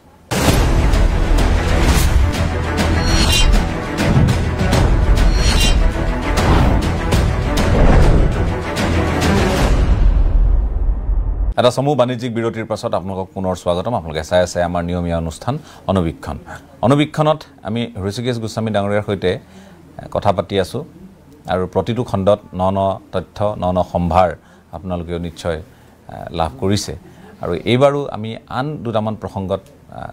কথা যিহেতু পাতনি মেলিছোৱেই মই আকৌ আপোনাৰ কাষলৈ আহিছোঁ আপুনি ক'লে যে আপুনি গ্ৰন্থমেলাৰ সময়ত আপুনি এবাৰ আপুনি তেজপুৰলৈ যাওঁতে আপুনি গুলি চালনা আপুনি প্ৰত্যক্ষ কৰিছিল আপোনাৰ বন্ধু বিশ্বজিৎ বৰা প্ৰয়াত তেখেতেও মানে তাৰ পাছতে তেখেতেও গুলি আছিল প্ৰত্যুত্তৰ দিছিল গুলিৰে এই কথাটো ক'লে অৰ্থাৎ আমি সেই সময়খিনি আমি জানো সকলোৱে যথেষ্ট জটিল সময় আমি যদি অসম আন্দোলনৰ পৰৱৰ্তী সময়ৰ পৰা ৭৯ৰ পৰা আমি সকলোৱে জানো যে আলফাৰ জন্ম আৰু যি আলফা বাৰু কি পৰ্যায়ত আছে কি পৰ্যায়ত নাই সেয়া সকলোৱে প্ৰত্যক্ষ কৰিছে আলফাৰ এটা গোটটো ইতিমধ্যে ভংগই হৈছে তেওঁলোকে একেবাৰে আনুষ্ঠানিকভাৱে ভংগ বুলি ঘোষণা কৰিছে যদিও আলফা স্বাধীন জংঘলৰ মাজত আছে পৰেশ বৰুৱাৰ নেতৃত্বত এতিয়া কথাটো হ'ল যে আপোনালোকে যিহেতু সদৌ অসম ছাত্ৰ সন্থা কৰিছিল আৰু সেই সময়ত ছাত্ৰ সন্থাৰো বহু কৰ্মী বহু নেতা তেওঁলোকে ক'ৰবাত নহয় ক'ৰবাত আলফাৰ দ্বাৰা কিছু লোক তেওঁলোক প্ৰভাৱিত হৈছিল বা কোনোবাই আলফাৰ হৈ কামো কৰিছিল কেতিয়াবা তেনেধৰণৰ পৰিৱেশৰ সন্মুখীন আপুনি হৈছিল নে এই তেজপুৰৰ ঘটনাটো বাদ বহুত ঘটনাই আছে বহুত ঘটনা সেইবিলাক সকলো ঘটনা ধৰ কিছুমান ক'ব পাৰি কিছুমান ক'ব নোৱাৰি মানে তেতিয়া মানে এই যে ছদ্মবেশী নিবনুৱা বুলি এটা শব্দ আছে ইকনমিক্সত ঠিক তেনেকৈ প্ৰটেকশ্যনৰ কাৰণে বহুত ল'ৰা আলফাৰ ল'ৰা আঁচুত সোমাইছিলে তেতিয়া আৰু তেতিয়া আপোনাৰ সেইকাৰণে এই কথাবিলাকত মই কিন্তু বাধা দিছিলোঁ মানে মই শব্দটো ক'ব নাপায় আচলতে আমি বহুত এটা গ্ৰুপ আছিলে এইবিলাক ভাল হয় তোমালোকে আলফা হিংসাত বিশ্বাসী হিংসাৰ মাজেদি কৰা সশস্ত্ৰ সংগ্ৰামত আমি এইটোত বিশ্বাসী নহয় আৰু মই ডে ওৱানৰ পৰা নাছিলোঁ এবাৰ আপোনাৰ মই ইউনিভাৰ্চিটিত থাকোঁতে তেওঁলোকে মই মানে নাম দুটা কোৱা উচিত হ'বনে নহয় নাজানো নাম দুটা মোক মানে বাইক এখনত মানে লৈ গ'ল জোৰ জবৰদস্তি মালিগাঁৱলৈকে মালিগাঁৱত তাতে এটা হেডকোৱাৰ্টাৰ টাইপ আছিল মালিগাঁৱত আছিল আয়ুৰ্বেদিক কলেজতো আছিল মেডিকেল কলেজৰ 4 নম্বৰ হোষ্টেল আছিল এইবিলাকত মানে আলফাৰ মানে এটা ঘাটি আছিল এক্টিভিটিজ আছিল এইবিলাক মই জানো এইবিলাক বহুত কাহিনী তেতিয়া আপোনাৰ নি পেলাই স্বাধীনতাখন মোক ক'লে আপুনি মানে স্বাধীনতাৰ দায়িত্ব ল'ব লাগে বুলি কৈছিলে দুজনে তাৰে এজন ঢুকাল এজন বাচি আছে এতিয়াও মই বোলো মই নলওঁ এইবিলাক ইয়াত লিখা মেলা মই নকৰোঁ মই লিখা মেলা সৰুৰ পৰাই কৰিছোঁ কৈছোঁ আপোনাৰ ইয়াত মই কাৰণে এইটোত মই বিশ্বাস নকৰোঁ কিয় জানেনে মোক দেউতাই এটা বাক্য কৈছিল দেউতাই মানে কৈছিল যে বাবা মানুহ আমি যিহেতু তৃণ এডাল ঘাঁহ এডাল আমি সৃষ্টি কৰিব নোৱাৰোঁ বা বনাব নোৱাৰোঁ আমাৰ মানুহৰ জীৱন লোৱাৰ অধিকাৰ নাই এতিয়া মই বহুত দেখিছোঁ ধৰক কোনোবা মন্ত্ৰী এম.এল.এ হ'ল কিছুমানে ধৰক টিভিতো যাই পেলাই পেনেলিষ্ট হিচাপে কৈ থাকে এইবিলাক কথা বিৰাট ডাঙৰ ডাঙৰ কথা কয় কিন্তু তেওঁলোকে সেই ভুল পথেদি গৈছিল মোৰ ডে ওৱানৰ পৰা সৰুৰ পৰা সেই কনচেপ্টটো ক্লিয়াৰ আছিল কিন্তু তেতিয়া আপোনাৰ মই তেওঁলোকক সেইটো ৰিফিউজ কৰিছোঁ কিন্তু তেওঁলোকে মোক কিন্তু একো মানে দাবী ধমকি দিয়া নাই এটা ভাল ৰিলেশ্যন ভয় ভাবুকি নাই ভয় ভাবুকি সেইটোত দিয়া নাই মোক কিন্তু গুৱাহাটী বিশ্ববিদ্যালয়ত পঢ়ি থাকোঁতে যেতিয়া ছাত্ৰ সন্থাত আছিলোঁ তেতিয়া এজন ডাঙৰ নেতাক এবাৰ পুলিচে ধৰিলে বেংক ৰাবাৰী কেছ এটাত হা ধৰোঁতে আপোনাৰ গুৱাহাটী বিশ্ববিদ্যালয়লৈ তেতিয়াতো এটা ছাত্ৰ সন্থাৰ শাখা ছাত্ৰ সন্থাৰ দায়িত্বত আছিলে তেওঁ এতিয়া বাচি আছে কিন্তু দেই তেওঁ এতিয়া আলফাত নাই তেতিয়া আলফাত আছিল তেতিয়া মাক আৰু মানে দেউতাকে আহি পেলাই মানে খুব মানে ছাত্ৰ সন্থাৰ পৰা এক্সপেল কৰিব নালাগে এইটো মোক ক'লে আহি পেলাই তেতিয়া এই আমাৰ হিতেশ ডেকা আছিলে সত্যৱত কলিতা মই আৰু কেইবাজনো আছিলে আমি সিদ্ধান্ত ল'লোঁ যে হয় ছাত্ৰ সন্থা কৰক নহ'লে কৈছে পইচা ৰিকভাৰী হৈছে তেওঁৰ তাতে তেতিয়া কৈছে যে পুলিচে ষড়যন্ত্ৰ কৰি পইচাবিলাক থৈ দিছে মই ক'লোঁ গোটেই অসমত ছাত্ৰ সন্থাৰ ভিতৰত সেইখন ঘৰে পালেনে ছাত্ৰ সন্থাৰে কিছুমানকো ল'ৰাই চব কৰ্ণাৰ আছিল তেওঁলোকৰ প্ৰতি বেয়া পাইছিলে মই আকৌ এই কথাবিলাক ডায়েৰীত লিখি থৈ দিওঁ তাৰিখ ৱাইজ মই এনেই নকওঁ কথাবিলাক গতিকে যি নহওক সিদ্ধান্তটো ল'লোঁ সেইটো এটা গৈছে আপোনাৰ ঘটনা দ্বিতীয়তে পৰীক্ষিত বৰ্মন বুলি পুলিচৰ ইণ্টাৰভিউ দিব যাওঁতে ল'ৰা এজন ঢুকাইছিলে জাজেছ ফিল্ডত তেতিয়া কিবা পুলিচৰ লাঠি চাৰ্জত তেতিয়া সদৌ অসম ছাত্ৰ সন্থাৰ সভাপতি আছিল আপোনাৰ কাৰ্তিক হাজৰিকা তেওঁ RCC 1ত থাকে মই RCC 2ত থাকোঁ আৰু মই RCC 2ত প্ৰিফেক্ট তেতিয়া আপোনাৰ মানে এই গোটেই গ্ৰুপ এটা জীপত খোলা জীপত দিনতে উঠি পেলাই গুৱাহাটী বিশ্ববিদ্যালয়লৈ গৈ আছুৰ এক্সিকিউটিভ মিটিং চলি থাকোঁতে ধমকি দিছিল একদম বহুত মাৰিম কাটিম এইবিলাক কৈছে সেই ল'ৰাবিলাকক মই প্ৰত্যেককে চিনি পাওঁ আৰু তাৰে বেছিভাগ বাচিও আছে কোনোবাই বেলেগ লাইনতো গুচি গ'ল পিছত মই কৈছোঁ যে তোমাৰ নিচিনা ল'ৰাও গৈছিল যোৱাৰ পিছত আপোনাৰ ধমকি দিলে তাৰ পিছতে কাৰ্তিক হাজৰিকাক আনি মোৰ এই যিটো প্ৰিফেক্ট RCC 2ৰ এই মোৰ প্ৰিফেক্টৰ স্পেচিয়েল ৰুম থাকে তাত ভিতৰত ভৰাই বাহিৰৰ পৰা তলা মাৰি থৈছিলোঁ তেতিয়া হৰেণ শৰ্মা বুলি তেওঁ এতিয়া মেডিচিনৰ ব্যৱসায় কৰে তেওঁ আছিল মোৰ ভাতৃপ্ৰতিম তেখেতো আছিল গুৱাহাটী বিশ্ববিদ্যালয়ত তাত মোৰ লগত তাহাঁতৰ তৰ্কাতৰ্কি হ'ল তৰ্কাতৰ্কি মোকো ধমকি দিছিলে মই তেতিয়া কৈছোঁ যে তোমালোকে মোক ইয়াত কিবা কৰি ওলাই যোৱাচোন গুৱাহাটী বিশ্ববিদ্যালয়ৰ পৰা অন্ততঃ আমাৰ তেতিয়া ছাত্ৰ নেতা হিচাপে আমাৰ মানুহ ল'ৰাবিলাকৰ মাজত এটা খোপনি এটা আছিলে গতিকে আল্টিমেটলি কাৰ্তিক হাজৰিকাক একো কৰিব নোৱাৰিলে কিন্তু পিছত কাৰ্তিক হাজৰিকাক একশ্যন ল'ব লাগে বুলি সিদ্ধান্ত হৈছিল সেইকাৰণে তেতিয়াৰ পৰা কাৰ্তিক হাজৰিকাই মানে এই কথাবিলাক দেখিব নোৱাৰিছিলে আপোনাৰ আজি আমাৰ মাজত কাৰ্তিক দা নাই সেই ঘটনাবিলাক ঘটিছিলে মানে আমাৰ লগত তাৰপিছত আৰু এবাৰ আপোনাৰ তেতিয়া সেই য'ত মানুহৰ পাৰ্চনেল বন্দুক আছে সেইবিলাক লৈ গৈছিলে আলফাই তেতিয়া আপোনাৰ এই মকিবুৰ ৰহমান বুলি এই আছিলে আপোনাৰ জেনেৰেল ছেক্ৰেটাৰী এই 7 নম্বৰ হোষ্টেলত আছিল গাড়ীগাঁৱত ঘৰ সি আৰু মানে অমিতাভ ঠাকুৰীয়া বুলি দুইজন এদিন মটৰচাইকেল লৈ আহি মোৰ ৰুমত উপস্থিত এনেকৈ নাম কৈছে চিনি পাওঁ ল'ৰাবিলাক অমুকে লৈ গ'ল সেইবিলাক পিছত চাৰেণ্ডাৰ কৰিলে তাৰপিছত আকৌ ব্যৱসায় হ'ল হা এইবিলাক আচলতে ঢৌত উঠি যায় নহয় সেইটো ৱেভ তেতিয়া আছিল আচ্ছা সেইটো এটা মোৰ লগত ঘটনা ঘটিল এদিন আপোনাৰ মই তেতিয়া গুৱাহাটী বিশ্ববিদ্যালয় বাদ দিয়া শিশু সাহিত্য নিবাসত সোমাইছোঁ মাত্ৰ তেতিয়া আপোনাৰ মই বামুণী মৈদাম ৰেল কলনীত এটা সৰু ৰুম এটালৈ মই আৰু মোৰ ভাইটি থাকোঁ 510 নম্বৰ কোৱাৰ্টাৰ এই ৰেলৰ কোৱাৰ্টাৰবিলাক ভাড়া দিছিলে আপোনাৰ এইটো এটা ব্যৱসায় চলে আচ্ছা 3:30মান বজাত মোৰ মানে দৰ্জাত তাতে য'ত থাকোঁ সেইটো উলিওৱাটো বৰ টান কিন্তু মই গুৱাহাটী ইউনিভাৰ্চিটিৰ পৰা এনেকুৱা কথাতে গুচি গৈছোঁ আপোনাৰ তাতে দৰ্জাত নক কৰিছে নিশা 3:30 বজাত মই যেতিয়া খুলি দিছোঁ দুজন আপোনাৰ NAGPৰ MLA এজন MLA হৈ আছে এতিয়া বিধানসভাত এজন নাই মোক ক'লে দেখি আৰে বোলে আপোনালোক ক'ৰ পৰা পিছফালে চাওঁ যে তেতিয়া আলফাৰ তেখেত ডেপুটি CNC আছিল মানে নিৰাপত্তাৰ কাৰণে এটা ছেফ জেগা এটাত থাকিব লাগে আহিতে মোৰ বিচনাখনত আহি শুলে শুই পিষ্টল এটা আছিলে আৰু উলিয়াই গাৰুৰ তলত থলে থৈ তেওঁলোক গুচি গ'ল মোক ক'লে যে আপুনি তেখেতসকলে মোক মালিগাঁৱত ঘৰ ভাড়া কৰি দিব বিচাৰিছিল মই তেতিয়া তাত ঘৰ ভাড়া নল'লোঁ মই মনে মনে ৰাতি গুচি আহিছোঁ ইউনিভাৰ্চিটিৰ পৰা ইয়াত তেতিয়া এই প্ৰদীপ কলিতা বুলি ল'ৰা এজন আছিল বামুণী মৈদাম ছাত্ৰ সন্থাত টুটু বুলি মাতো তেখেতসকলে মোক এই ঘৰটো দেখিছিল ঠিক কৰি মই বোলে শান্তিত থকা ভাল ভাইটিটো তেতিয়া আৰ্য বিদ্যাপীঠ কলেজত পঢ়ে তেতিয়া আমি থাকিলোঁ আৰু তেতিয়া মইতো দেখিলোঁ যে ইয়াত আহিলে ইয়াত যে আছা মোক তেতিয়া অশান্তি কৰিবলৈ আহিছা তেতিয়া নাই মানে তেতিয়া নামি আহিছে পাহাৰৰ পৰা হা এতিয়া ব্যৱসায় বাণিজ্য কৰে আৰু বাদ দিলে এইবিলাক তেতিয়া আপোনাৰ তাৰ পিছত যেতিয়া পোহৰ হ'ব ধৰিলে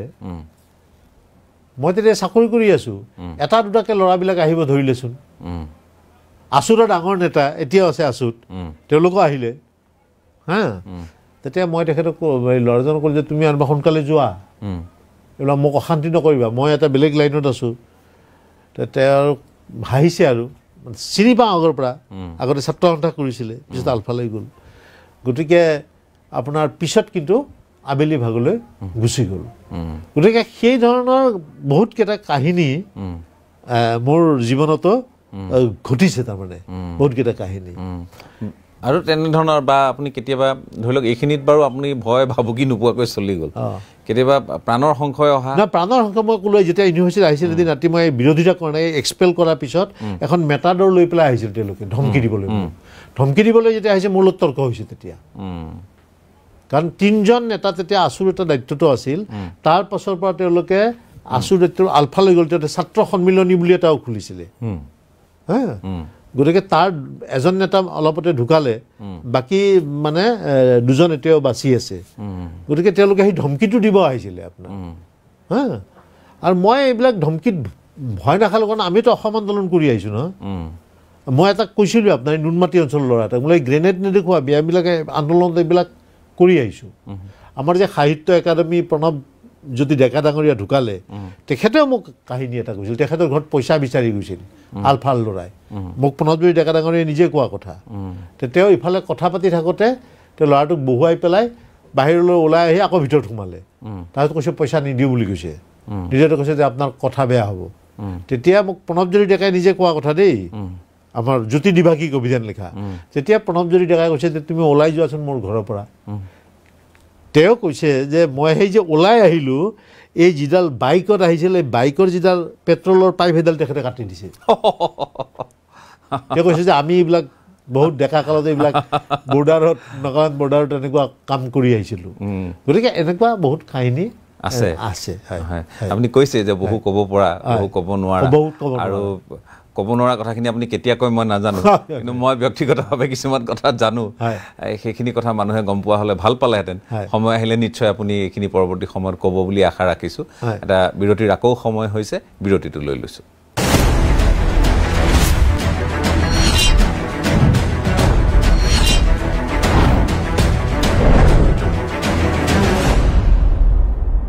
এটা সমূহ বাণিজ্যিক বিৰতিৰ পাছত আপোনালোকক পুনৰ স্বাগতম আপোনালোকে চাই আছে আমাৰ অনুষ্ঠান অনুবীক্ষণ ঋষিকেশ গোস্বামী ডাঙৰীয়া আছে আমি কথা পাতিছোঁ পুৰণি বহু কথাৰ তেখেতে ইয়াত তথ্য দাঙি ধৰিছে অৱশ্যেই বহু কথা মুকলিকৈ ক'ব খোজা নাই হয়তো আপুনি কয় যে মানুহৰ অন্তৰত আপুনি আঘাত দিব নোখোজে নহয়নে আপুনি বিতৰ্ক অনাহকত বিতৰ্কত কিন্তু বহুতে জানেই আৰু আপুনি নাম নল'লেও মানে সেইকাৰণে মোৰ চকুৰ আগত কিছুমান নেতাই মোৰ আগত লেকচাৰ মাৰিব নোৱাৰে তাৰমানে নিজে দেখিছোঁতো প্ৰত্যক্ষ কৰিছোঁ এইবিলাক সাজি কোৱা কথা নহয় যিয়ে নকওক আপুনি তাৰমানে আপোনাৰ আগত মুখ খুলিবলৈও ভয় ভয়টো নকওঁ কাৰণ মই জানো নহয় কেৰেক্টাৰবিলাক বহুতক দেখিছে বহুতক দেখিছোঁ চকুৰ আগত মানুহৰ উত্থান পতন দেখিছে মানে মানুহ হত্যা কৰাই বা এনেকুৱা ধৰক এইবিলাকত মই বিশ্বাস কৰা নাই দেউতাৰ উদাহৰণটো মই দিলোঁৱে হা এই কামবিলাক যোনে কৰিছিল আপোনাৰ এই কামাখ্যাত এজন আৰ্মি অফিচাৰ গুলীয়াই মাৰিছিল এবাৰ তেতিয়া মোৰ দেউতাই কৈছিল যে বাবা যোনে এইটো কাম কৰিছে তাহাঁতৰ কিন্তু শেষটো ভাল নহ'ব কিয় নহ'ব জানে নাই ভগৱানক মানুহে যেতিয়া সেৱা কৰে সেইটোক আপোনাৰ ইংৰাজীত কোৱা হয় আনকণ্ডিশ্যনেল চাৰেণ্ডাৰ অৰ্থাৎ ভগৱানক আপুনি সেৱা কৰোঁতে নিঃস্বাৰ্থ আত্মসমৰ্পণ নিঃস্বাৰ্থ আত্মসমৰ্পণ কৰি থকা অৱস্থাত যদি মানুহ এটা মাৰি দিয়ে সেই মানুহে কি মানুহৰ মুক্তি আৰু মংগলৰ কাৰণে কাম কৰিব মইতো বিশ্বাস নকৰোঁ আপোনাৰ মই না আপোনাক এই এলবেয়াৰ কেমুৰ লে জুচখনৰ কথা কৈছে নহয় সেইকাৰণে এলবেয়াৰ লে জুচ মানে এখন পৃথিৱী বিখ্যাত এইবিলাক কাম কৰিব নাপায়তো আপোনাৰ ঠিক আছে এটা হিংসাত বিশ্বাসী হ'ব পাৰে সুভাষ বসুৱে ব্ৰিটিছৰ এগেইনষ্টে যুঁজ কৰিছিল বুজা নাই আপোনাৰ অৰবিন্দৰ ভাইক বাৰিণ ঘোষেও বম দিছিলে কিন্তু সেই কথাবিলাক পিছলৈ তেওঁলোকে মানে অনুতাপ্ত হৈ পেলাই সেইবিলাক পথৰ পৰা আঁতৰি আহিছিল মানৱতাৰ কথা হয় মই আকৌ আহিব খুজিছোঁ যে আপুনি আমি যিহেতু সন্ত্ৰাসবাদৰ জৰ্জৰিত আমাৰ এই অসম উত্তৰ পূব দীৰ্ঘ সময় ধৰি এতিয়া আজিও মণিপুৰ জ্বলিয়ে আছে আমি মণিপুৰৰ কথাও উল্লেখ কৰিবই লাগিব কিন্তু সেই মণিপুৰলৈ এদিন গৈছিল আপোনালোক হয়নে আপুনি আৰু সৰ্বানন্দ সোণোৱাল তেতিয়া তেওঁ মুখ্যমন্ত্ৰী নাছিল নাই নাই তেখেতে তেতিয়া আছুৰ প্ৰেচিডেণ্ট নেচৰ চেয়াৰমেন আছিল নেচৰ chairman North East students organisation সেই যাত্ৰাটোত আপোনালোকেও তেনেধৰণৰ এটা পৰিৱেশ পৰিস্থিতিৰ সন্মুখীন হৈছিল হয় কেনেকুৱা হৈছিলে কিয় সৰ্বানন্দ সোণোৱাল ডাঙৰীয়াই মোক ক'লে যে আমি মানে মণিপুৰ মানে যাম গোস্বামী আপোনাক লৈ যাম বন্ধুতে কৈছে মই মানে যাবলৈ মানে বৰ মন নাছিলে আপোনাৰ তেওঁ কৈছে নাই যাব লাগিব তাৰ পৰা তেতিয়া আপোনাৰ এই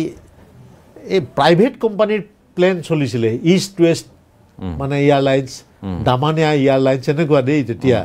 হা এইবিলাক জেট চাহাৰা অহা নাই তেতিয়া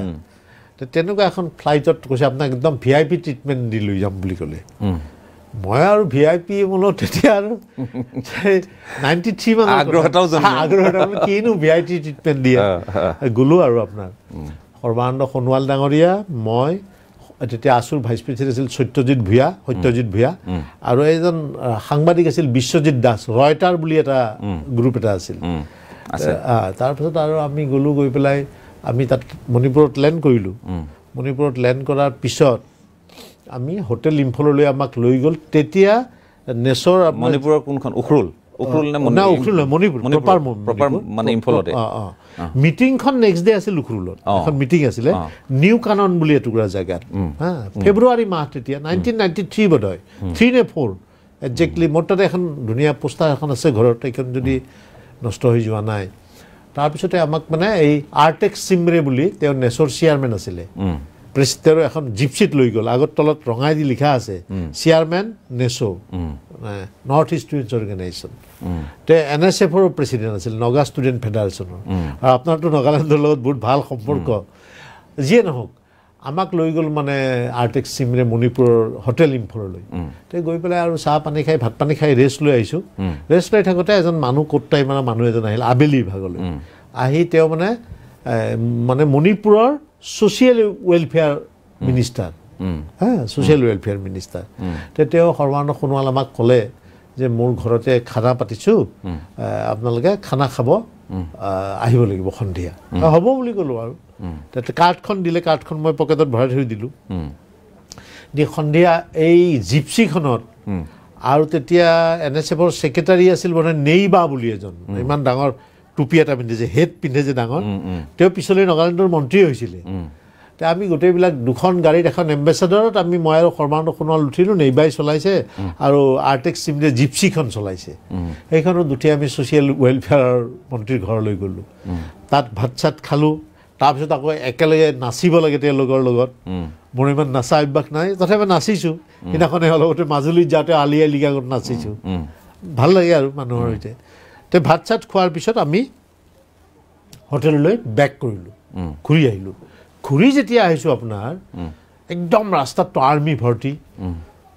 আৰ্মিয়ে মানে ছিগনেল দিছে ছিগনেল দিওঁতে আপোনাৰ এই যিখন জিপচি আৰ্টেক্সে চলাইছিল সেইখন পাৰ হৈ গুচি গ'ল তেতিয়া আমাৰ গাড়ীখন মানে একদম তেওঁলোকে গান পইণ্টত ৰখাই দিলে আপোনাৰ ৰখাই দিয়াৰ পিছত এই নেইবা বুলি যিজন আছিলে গাড়ী চলাইছিল NSFৰ ছেক্ৰেটাৰী তেওঁতো মানে একদম ইণ্ডিয়ান আৰ্মিক বেয়াকৈ গালি পাৰিব ধৰিলে তেতিয়া সোণোৱাল নামি গৈ তেওঁলোকক ভালকৈ বুজাইছে ক'ৰ পৰা আহিছে আপোনালোক সুধিছে তেতিয়া আমি কৈছোঁ যে আমি মানে এনেকৈ গুৱাহাটীৰ পৰা আহিছোঁ তেতিয়া কৈছোঁ ক'ত গৈছিল আপোনালোকে ছ'চিয়েল ৱেলফেয়াৰ মিনিষ্টাৰৰ ঘৰত আমাক এটা পাৰ্টি এটাত মাতিছিলে তেতিয়া আৰ্মিৰ এজনে কৈছে মোক এতিয়াও মনত আছে কৈ সবুত তেতিয়া এই কাৰ্ডখন যি আছিলে সেইখন আপোনাক দেখুৱাই দিলোঁ তেতিয়া সেইখন কনভিন্স হ'ল ক'ত আছে আপোনালোক যে আমি হোটেল ইম্ফলত আছোঁ তেতিয়া কৈছে কৈছবুত এই হোটেলৰ চাবিকোচাত লিখা থাকে নহয় আপোনাৰ ৰুম নম্বৰে আৰু হোটেল ইম্ফল সেই পাত দেখুৱাওঁতে তেওঁলোকে আৰু আমাক অলপ অৱয়বত গম পালে যে এওঁলোক মানে ইয়াৰে নহয় তেতিয়া কৈছে যে আপোনালোকে কিয় খং কৰিছে আমাৰ শ্বুট এট চাইট অৰ্ডাৰ আছে আৰু কাইলৈ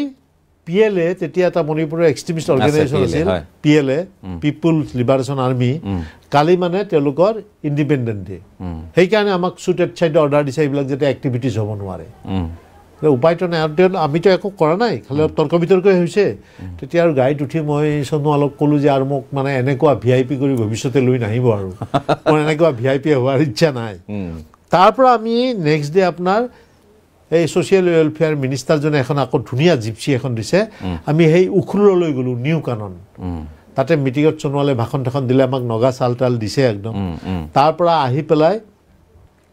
আপোনাৰ উখৰুল এই কি বুলি কয় মণিপুৰৰ হোটেলত সোণোৱালে কিবা এখন প্ৰেছ কনফাৰেঞ্চ এড্ৰেছ কৰিছে তাত মানে মণিপুৰ ছাত্ৰ সন্থাও আছে হা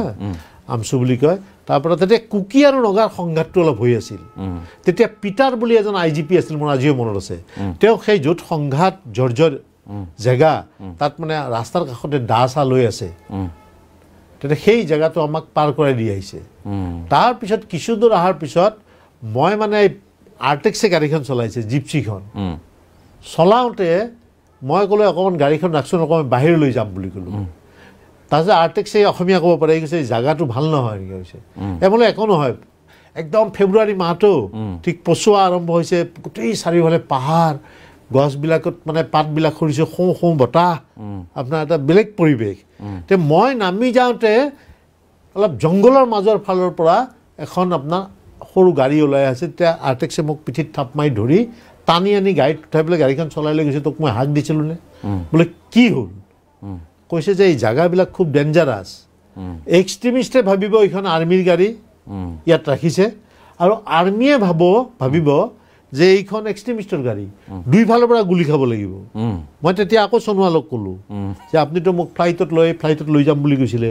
এনেকুৱা VIP কৰিলে দেখোন মৰিবই লাগিব আধা ৰাস্তাত যিয়ে নহওক আহি পেলাই ৰাতি আমি বোম দিলা হোটেলত থাকিলোঁ ৰাতি কহিমাত ভাত চাত খাই আৰু নেক্সট ডে আপোনাৰ সোণোৱাল আৰু মই গুৱাহাটীৰ পৰা সমুজ্জ্বল ভট্টই গৈছে বোকাখাটৰ সাহিত্য সভা আছিল সেই বোকাখাট সাহিত্য সভাত আমি উপস্থিত হ'লোঁ এটা বিৰতিৰ আকৌ সময় হৈছে বিৰতিটো লৈ লৈছোঁ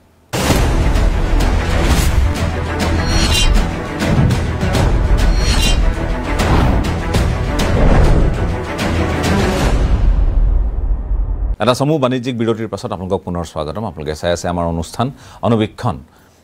ঋষিকেশ গোস্বামী ডাঙৰীয়া আছে আমি কথা পাতিছোঁ পুৰণি বহু কথাৰ তেখেতে ইয়াত তথ্য দাঙি ধৰিছে অৱশ্যেই বহু কথা মুকলিকৈ ক'ব খোজা নাই আপোনাৰ ইচ্ছা কেতিয়াবা নাথাকিলে আপোনাৰ বন্ধু সৰ্বানন্দ সোণোৱাল ডাঙৰীয়াৰ হেঁচাটো বৰ বেলেগ ধৰণে পৰে আপোনাৰ আৰু তেনেকুৱা আৰু অভিজ্ঞতা হৈছে এই ধৰণৰ হেঁচাত পৰি আপুনি গৈ আপোনাৰ আহুকালত পৰিছে আৰু কিবা মনত পৰে তেনেকুৱা এতিয়া ঠিক তেনেকুৱা মই মানে এই মণিপুৰৰ যিটো ঘটনা হৈছে তেনেকুৱা মানে আহুকালত পৰা নাই খালি মানে ভালেই আমি তেখেতে কেন্দ্ৰীয় মন্ত্ৰী হোৱাৰ পিছত মানে সেইটো আকৌ ভাল অভিজ্ঞতা দেই এইটো এনেকুৱা নহয় তেওঁ সেইবাৰো ক'লে যে আপুনি মোৰ লগত যাব লাগিব ক'লৈ কাশ্মীৰ মই যোৱা নাই কাশ্মীৰ যোৱা নাই কিন্তু তেখেতে ক'লে যে আমাৰ কাশ্মীৰ চাবৰ মন আছে মই বৈষ্ণৱদেৱীলৈ গৈছোঁ তেতিয়া 2001 চনত সমুজ্জ্বল ভট্টাচাৰ্য মই এনেকৈ কেইবাজনো আমি গৈছোঁ তেতিয়া বৈষ্ণৱদেৱী দৰ্শন কৰিবলৈ তেতিয়া কওঁতে আৰু যি নহওক মই ইয়াৰ পৰা গৈ পেলাই 9টামান বজাত গুৱাহাটী পালোঁ তাৰপিছত তেওঁৰ ঘৰত ভাত পানী খাই ৰাতি 1 বজাত শুইছোঁ আৰু 3টা বজাত উঠিছোঁহে আপোনাৰ উঠি ৰাতিপুৱা ফ্লাইটত শ্ৰীনগৰ পালোঁগৈ শ্ৰীনগৰৰ পৰা আপোনাৰ আমি বাই ৰোড বাৰমুলালৈ গৈছোঁ দুইফালে আপেল গছ বাৰমুলাখনতো এক্সট্ৰিমিষ্টৰ ঘাটি একদম এটা সময়ত তাত গৈ পেলাই আপোনাৰ আমি আৰ্মি কেম্পৰ মাজত আমাক 2টা সৰু সৰু ৰুমত ৰাখিছে আপোনাৰ ৰাখাৰ পিছত আপোনাৰ তাত থাকিলোঁ তাত থকাৰ পিছত ঠিক আবেলি তেওঁ মিটিং চিটিং কৰিছে কিবা মিটিং টিটিং বহুত কৰিছে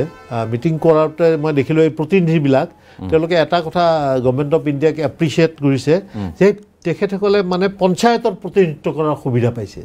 তেতিয়া প্ৰধানমন্ত্ৰীক তেখেতে ধন্যবাদ দিছে খালি এটা কথা কৈছে যে সোণোৱাল মিটিঙত বহিছে মইতো আৰু অফিচিয়েলি নাই মই চাই আছোঁ পিছফালে বহি পেলাই কৈছে যে আমি ইয়াত মানুহৰ মাজলৈ যাব লাগে আমাক গাড়ী দিছে কিন্তু আমাৰ তেল আৰু ছিকিউৰিটিৰ ব্যৱস্থাটো নাই সেইটো আপুনি ছাৰ কৰিব বুলি সোণোৱালক কৈছে এই মিটিং চিটিং কৰাৰ পাছত বিভিন্ন মিটিং যোগৰ মিটিং কৰিছে তেখেতে আয়ুষ মন্ত্ৰী হিচাপে তেতিয়া আমি ভাত পানী খোৱাৰ পিছত তাৰে এছপিজনে আৰু মানে আপোনাৰ মানে আৰ্মিৰ ব্ৰিগেডিয়াৰজনে ক'লে যে ছাৰ এটা জেগাত যাব নেকি ছাৰক লৈ পেলাই বোলো কোন জেগা উৰি বুলি জেগাটো আপোনাৰ ইফালে তলত ঝিলম নদী এইফালে আপোনাৰ পৰ্বত কাষে কাষে ৰাস্তা মোৰ তাত কি আছে যে আৰ্মি কেম্প এটা আছে তাত প্ৰায় ২৫০০ বছৰ পুৰণি এটা বিষ্ণু মন্দিৰ আছে আগতো এইবিলাক আপোনাৰ হিন্দু ডমিনেট আছিল অমৃত বাহনৰ কথা আমি পাইছোঁৱে আমি বুৰঞ্জীত লিখা আছে মই সোণোৱালক ক'লোঁ যে আমি যাওঁ বোলে তাৰ জীৱনত ক'ত চাবলৈ সুবিধা পাম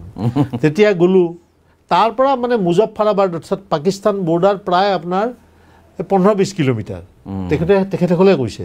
সেই আমি আৰ্মি কেম্পত সোমাই সেই ইফালে আপোনাৰ মানে বিশাল পৰ্বত জংঘলে লাইট জ্বলাই থৈছে এক্সট্ৰিমিষ্ট আহে বুলি তাত মানে আমি এই মন্দিৰটোত সেৱা কৰিলোঁ সেৱা কৰি অহাৰ পিছত তেওঁলোকৰ এটা মিউজিয়াম আছে দেই সেই মই ফটো তুলি আনিছোঁ মিউজিয়ামত মহাত্মা গান্ধীক যেতিয়া গুলিয়াই মাৰিছিল মাৰোঁতে প্ৰথম যিখন পতাকা তেওঁৰ গাত দিছিল সেই পতাকাখন তাতে সেইটো ৰাজপুত ৰেজিমেণ্টত থৈ দিছে আপোনাৰ সেইটো এটা মোৰ অভিজ্ঞতা হ'ল হৈ পেলাই আমি যেতিয়া আহিছোঁ আপোনাৰ এই আহি পেলাই আমি সন্ধিয়া পালোঁ ভাত পানী খাই ৰাতি মই অলপমান ইফালে পাইচাৰি কৰি আছিলোঁ সিফালে একদম মানে পৰ্বত তে মোক আৰ্মিৰ জোৱানজনে ক'লে যে যাৰ সিফালে নাযাব হঠাৎ পাহাৰৰ সিফালৰ পৰা গুলি আহি যাব পাৰে বুলি কৈছে তে মইনো আৰু কি ক'ম আৰু তেতিয়া মই আৰু আহি পেলাই ইউক্লিপটাছ গছবিলাক আছে আৰু ওক গছ আছে ওক গছ এই ক্ৰিকেটৰ বেটো বনাই তাৰ পৰা তাৰপিছতে সেইবিলাক বাহিৰৰ উইল' গছৰেও বনায় কিন্তু সেই ওক গছ আছে তাত ডাঙৰ ডাঙৰ গছ ইউক্লিপটাছৰ নিচিনা আমি বহি পেলাই এই পুৰা সুনীল দত্তৰ এখন চিনেমাৰ ইয়ে বাদিয়া এ ফিজাই এটা গান আছে বৰ ধুনীয়া ইয়ে বাদিয়া ইয়ে ফিজাই বোলা ৰহি হে তুমি এই গানটো শুনিছোঁ তাৰমানে এই ধুনীয়া উপত্যকা হা এই পিছৰবাৰ আপোনাৰ ভাল হ'ল আপুনিতো বহুত ঠাইলৈ গৈছে তেখেতৰ লগত কিন্তু এইটো বেছি ভাল হ'ল ক'ত উখৰুল ক'ত কাশ্মীৰ আৰু তাতো কিন্তু গুলিয়ে পিছ এৰা নাই আপোনাৰ গুলিয়ে পিছ গতিকে আমি ৰাতি তাত থাকি নেক্সট ডে যেতিয়া আমি আহিছোঁ তেতিয়াই তেওঁ কাশ্মীৰী পণ্ডিতসকলৰ কাৰণে এটা আৱাস গৃহৰ আধাৰশিলা স্থাপন কৰিছে বাৰমুলাতে আৰু তাৰ ল'ৰা ছোৱালীবিলাকক মটিভেট কৰাৰ কাৰণে ক্ৰিকেট খেলিছে তাৰ পৰা শ্ৰীনগৰত কেইবাখনো মিটিং কৰিছে তেতিয়া আপোনাৰ মানে মই মানে সেই ডাল লেকৰ পাৰেদি আহিলোঁ আহোঁতে সেই ডাল লেকটোৰ মানে আধা মানে মাটিয়ে পুতি পেলাইছে তেতিয়া মই এটা বাক্য ক'লোঁ মই ফেচবুকত দিছিলোঁ এইটো যে এইখিনি যে মাটিয়ে পুতি পেলাইছে এইখিনিৰ বৰ খাচ একো নাই হা তেতিয়া আমাৰ এটা ব্যক্তিগত টিভি চেনেলে মানে মানুহৰ মই কৈছিলোঁ নহয় ভমৰা আৰু তেওঁলোকে মানে অলপ এইটো নিগেটিভ নিউজ এটা কৰিলে যে এইটো খাচ নাই বুলি ক'লে কাশ্মীৰ ভূস্বৰ্গ কাশ্মীৰ ভূস্বৰ্গটো মই অস্বীকাৰ কৰা নাই কিন্তু মই প্ৰেক্টিকেলি যিটো দেখিছোঁ সেইটো তেওঁলোকে মানে এটা নিউজ কৰিলে আৰু মই বিৰাট ৰাজআতিথ্য বুলি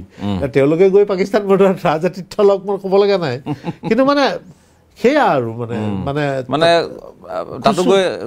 খুচুৰিছে ঠিক আছে সেয়া কথা ঠিক আছে যিয়ে নহওক আৰু কথা পাতিম আমি শেষ অংশলৈ উভতি আহিম আজিৰ খণ্ডটোৰ এটা বিৰতিৰ পুনৰ সময় হৈছে এটা চমু বাণিজ্যিক বিৰতিৰ পাছত আমি পুনৰ আহি আছোঁ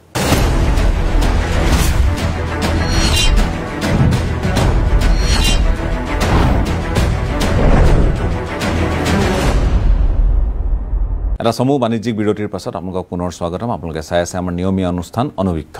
অনুবীক্ষণত আমি আজি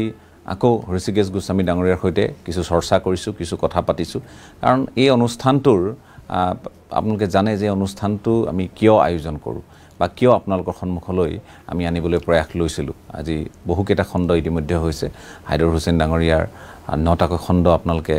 উপভোগ কৰিছে তাৰপিছত ঋষিকেশ গোস্বামী ডাঙৰীয়াৰ সৈতেও আজি এইটো 9ম খণ্ড গতিকে মই এইবাৰ আপোনাক সুধিব খুজিছোঁ যে আপুনি মূলতঃ আজি বিভিন্ন বিষয়াক বিভিন্ন আমোলাত বিভিন্নগৰাকীক আপুনি লগ পাইছে বিভিন্ন মুহূৰ্তত লগ পাইছে ক'ৰবাত ভাল অভিজ্ঞতা ক'ৰবাত বেয়া অভিজ্ঞতা অসম আন্দোলনৰ সময়তো পাইছে তাতো আপোনাৰ ভাল অভিজ্ঞতাও আছে বেয়া অভিজ্ঞতাও আছে আজিৰ তাৰিখলৈ আপুনি এনেধৰণৰ হয়তো বহু বিষয়া আমোলা বা যিকোনো পৰ্যায়ৰ ব্যক্তিক আপুনি লগ পাইছে ৰাজনীতিক বা এটা সময়ত আন্দোলনকাৰী আজিৰ ৰাজনীতিক বা এটা সময়ত কোনোবা যদি আলফা আজি তেওঁ ৰাজনীতিক বা আজি ভাল দায়িত্বত থকা এনেধৰণৰ বহু ব্যক্তিক লগ পাইছে সাঁচ বহুৱাই থৈ যোৱা মনত তেনেধৰণৰ কিমান ব্যক্তিক আপুনি পাইছে বহুত পাইছোঁ মই মানে এটা আপোনাৰ কাহিনী কওঁ তেতিয়া অসম চুক্তিত স্বাক্ষৰ কৰিছিল পি ত্ৰিবেদী বুলি তেওঁৰ নাম আছিল পাৰ্বতী প্ৰসাদ ত্ৰিবেদী দেই আমি যেতিয়া ভোটাৰ তালিকাৰ এই বৰপেটা জিলা ছাত্ৰ সন্থাৰ পৰা ল'ৰা কিছুমানে মানে এই যে কমপ্লেইন দিছিল সন্দেহযুক্ত বিদেশী বুলি তাত মানে বৰপেটা জিলাৰ এখন ঠাইলৈ যাওঁতে তেওঁলোকক একদম মানে তাত কিছুমান মানে পূৰ্ববংগীয় মুছলমান মানুহ তেওঁলোকে খং খালে কথাটোত খং খাই একদম মানে মাৰিব কাটিব খুজিছিল হা সেই কথাটো মানে আমি কমপ্লেইন দিবলৈ গৈছিলোঁ তেতিয়া ৰঞ্জন চেটাৰ্জী বুলি এজন ডিচি আছিলে বৰপেটাত তেতিয়া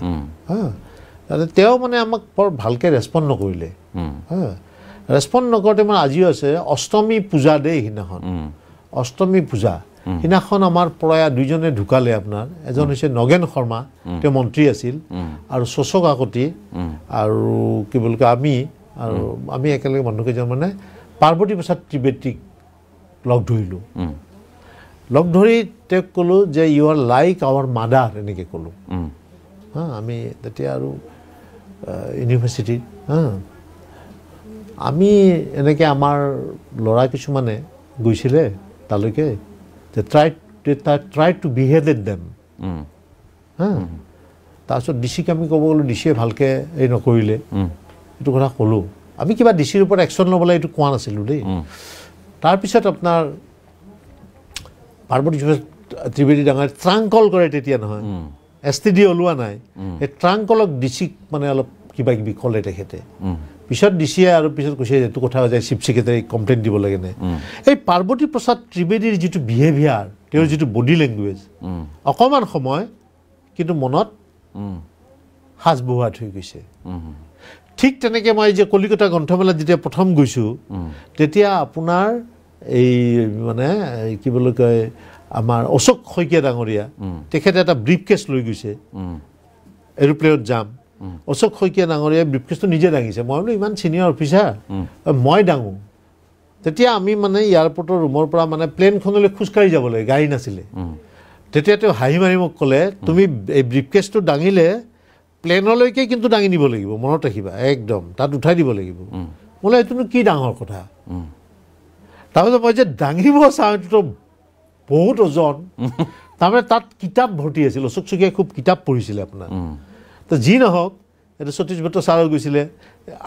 মই আৰু কোনোমতে দাঙি নিলোঁ তাৰপিছত অশোক শইকীয়াতো প্ৰাইম মিনিষ্টাৰ অফিচত থাকোঁতে মই সেইদিনা আপোনাক কৈছোঁৱে তেওঁ বহুত কথাত সহায় কৰিছিল তেওঁ মনত সাজ বহুৱাই থৈছে আজিৰ পৰা কিছুদিন আগতে কেইদিনমান আগতে আপোনাৰ গৃহ সচিব আছিলে শিলাদিত্য চেতিয়া আমাতকৈ বহুত সৰু তেওঁৰ এই মৃত্যুটোৱে খুব ব্যথিত কৰিছে মোক শোকাভূত কৰিছে আমাক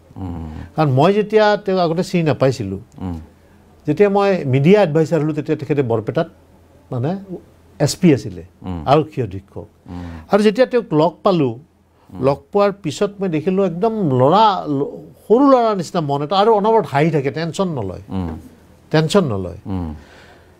আৰু মানে আমাৰ ঘৰখনত আহিছে বহুদিন মোৰ দাদা নিজে মানে যদিও সি বিজ্ঞানৰ মানুহ হোমিঅ'পেথিক ডক্টৰো কিন্তু এইবিলাক সংস্কৃত সম্পৰ্কে আধ্যাত্মিকতা সম্পৰ্কে এইবিলাক আমাৰ ঘৰখনৰ এটা চৰ্চা চলি থাকে সাহিত্য সংস্কৃতিৰ মোৰ সৰু ভাইটো ৰাজু গোস্বামীয়ে গীত গায় গীতৰ সুৰ কৰে গতিকে একেলগে আহি গীত মাত গায় এটা মানে ভাল পৰিৱেশ আৰু এবাৰ আপোনাৰ কি বুলি কয় মানে মই মানে সৰ্বানন্দ সোণোৱাল ডাঙৰীয়াৰ ককাইক ঢুকাইছে নে মই বৰপেটাত এজন মিশ্ৰ ফেমিলিৰ কোনোবা ঢুকাওঁতে খবৰ ল'ব গৈছিলোঁ এইফালে সোণোৱাল ডাঙৰীয়া মই ডিব্ৰুগড় যাব লাগে ৰাজধানী এক্সপ্ৰেছত তেতিয়া মই আপোনাৰ দৌৰাদৌৰিকৈ ভাইটিক ক'লোঁ যে এটা মানে ব্ৰিফ কেছ আনিব লাগে তেতিয়া শিলাদিত্য চেতিয়া কৈছে সেই ৰ'ব মই কৰি দিম নাই মোলৈ নালাগে তেতিয়াতো মই সেইটো এতিয়াও আছে মোৰ লগত দেই চিন হিচাপে ৰঙা ব্ৰিফ কেছ এটা লৈ আহিলে ভৰদাম নহ'ব 1000-1500 টকা বোলো নালাগে নহয় তেতিয়া এটা কথা কৈছিলে যে আপোনাক এইটো দিব খোজোতে আপুনি ল'ব আপত্তি কৰিছে বহুত আকৌ এনেকুৱা ৰাজনৈতিক নেতা আছে যাৰ ঘৰলৈ টকাৰ বান্দিল লৈ নগ'লে আমাৰ লগত কথাই পাতিব নোখোজে আমি উপায় নাপাই কৰিব লাগে আৰু শেষ মই যেতিয়া আপোনাৰ মই দুলীয়াজানত গৈছিলোঁ সদৌ অসম চাহ সংঘৰ মহাসংঘৰ এখন মিটিঙত মোক তেৰছ গোৱালাই মাতিছিলে তেতিয়া মই দুলীয়াজানৰ আপোনাৰ অইলৰ গেষ্ট হাউচত আছিলোঁ তেতিয়া তেওঁ মোক এবাৰ লগ ধৰিব আহিছিল তিনিচুকীয়াত ইমান হাঁহিমুখীয়া ল'ৰা আৰু মানে ইমান দক্ষ আছিলে অতি সাংঘাতিক দক্ষ আছিল আৰু সৎ আছিল দেই আজি তেওঁ আমাৰ মাজত নাই বিভিন্নজনে বিভিন্ন কথা কৈছে এইবিলাক আচলতে মানুহ নোহোৱা হৈ যোৱাৰ পিছত তেওঁ আত্মপক্ষ সমৰ্থন কৰিবলৈ ইয়াত নাথাকে গতিকে তেওঁ সম্পৰ্কে কিছুমান অযুক্তিকৰ মানে মন্তব্য আমি দাঙি ধৰাটো উচিত বুলি মই নাভাবোঁ কি ধুমুহা চলি আছিল সেইটো তেওঁহে জানে কাৰণ মই জানো তেওঁৰ ঘৰলৈ গৈছিল তেওঁৰ ঘৈণীয়েকৰ ঘৰলৈ গৈছিল ঘৈণীয়েকে লিখা মেলা কৰিছিল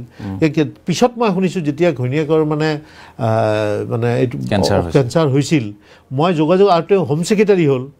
আৰু মই কিয় যোৱা নাই মই যে কেতিয়াবা এনে আন্তৰিকতাৰে মাত দিব যাম সেইটো আকৌ পলিটিকেলি কোনোবাই ভাবিব পাৰে যে কিবা ধান্দাতে আহিল নেকি সেইকাৰণে মই মানুহজনক বিপদত পেলোৱা কাম কৰা নাই কিন্তু তেখেতৰ মাক যেতিয়া ঢুকাইছে মই নৱগ্ৰহ শ্মশানলৈ তেতিয়া মাত দিবলৈ গৈছিলোঁ তাৰ বাহিৰে তেওঁৰ ঘৰলৈ মই যোৱা নাই কিন্তু তেওঁৰ মৃত্যুৱে মোক ব্যথিত কৰিছে এজন সম্ভাৱনাপূৰ্ণ অসমীয়া সুদক্ষ আৰক্ষী বিষয়াৰ নহৈছিল মই বিদেয় আত্মাৰ প্ৰতি শ্ৰদ্ধা জনাইছোঁ ঠিকেই আৰু আজি যিহেতু আমি সামৰিব লাগিব অনুষ্ঠান সামৰণিত মই আপুনি মানে আমাৰ দৰ্শকসকলে বহুতে কয় তেখেতে ইমান সাৰগৰ্ভ কথা কয় আৰু উদ্বুদ্ধ কৰাৰ কথা কয় সামৰণিত আপুনি তেনে কিবা মন্তব্য আজি আগবঢ়াব নাই সামৰণিত মই এটাই মন্তব্য দিব খোজোঁ মই সদায় কওঁ সেইদিনাখন মই নিকাচিত মানে মিটিং কৰিব গৈছিলোঁ গোৰ্খা সন্মিলনে মাতিছিল মোক নাৰায়ণ ভাণ্ডাৰী নামৰ মানুহ এজনে তাত মানে ছোৱালী এজনীক মানে মই ক'লোঁ যে কোনোবা ল'ৰা ছোৱালী যদি মোক প্ৰশ্ন সুধিব পাৰে তেতিয়া ছোৱালী এজনীয়ে ক'লে যে মই মানে অনাগত দিনত আগবাঢ়ি যাব খোজোঁ জীৱনত কিন্তু মোক মানে বহুতে কৈছে অসমীয়া ভাষাত পঢ়া শুনা কৰিলে মানে জীৱনটোত আগবাঢ়ি যাব নোৱাৰি ছোৱালীজনী কৈছে ষ্টেজত মই সামাজিক মাধ্যমত দিছোঁ কিন্তু এই কথাখিনি মই লিখা নাই তেতিয়া মই ছোৱালীজনীক কৈছোঁ যে আমাৰ ভাৰতলৈ প্ৰথম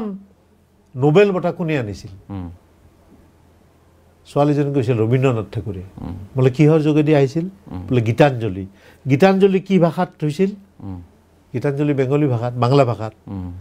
ভাৰতত যেতিয়া প্ৰথম কনভকেশ্যন হৈছিল এই কনভকেশ্যনত লেকচাৰ দিছিল ৰবীন্দ্ৰনাথ ঠাকুৰে আৰু বঙালী ভাষাত দিছিলে ছং অফ দি মিলেনিয়াম হৈছিলে BBC-ত ভূপেন হাজৰিকাৰ মানুহে মানুহৰ বাবে গীতটো ভূপেন হাজৰিকাই সদায় এটা কথা কৈছিল যে অসমীয়া গীতেৰে মই বিদেশত অসমীয়া গীতৰ ধ্বজা পুতিবলৈ যাওঁ অসমীয়া গীতক লৈ পেলাই আৰু পৃথিৱীত প্ৰত্যেকৰে বেলেগ বেলেগ ভাষা আছে তাৰ মাজেদি আমি জ্ঞান লাভ কৰিব পাৰোঁ ফ্ৰেডৰিচ ডাগলাছ নামৰ এজন মানুহে কৈছিল যে জ্ঞানে আমাক দাস হোৱাৰ পৰা মুক্ত কৰি ৰাখে আপুনি যদি জ্ঞানী হয় তেতিয়াহ'লে আপুনি দাসত্ব ল'ব নালাগে গতিকে নলেজৰ সেইটোৱে আপোনাৰ শক্তি কাৰেজ কিউৰিঅচিটি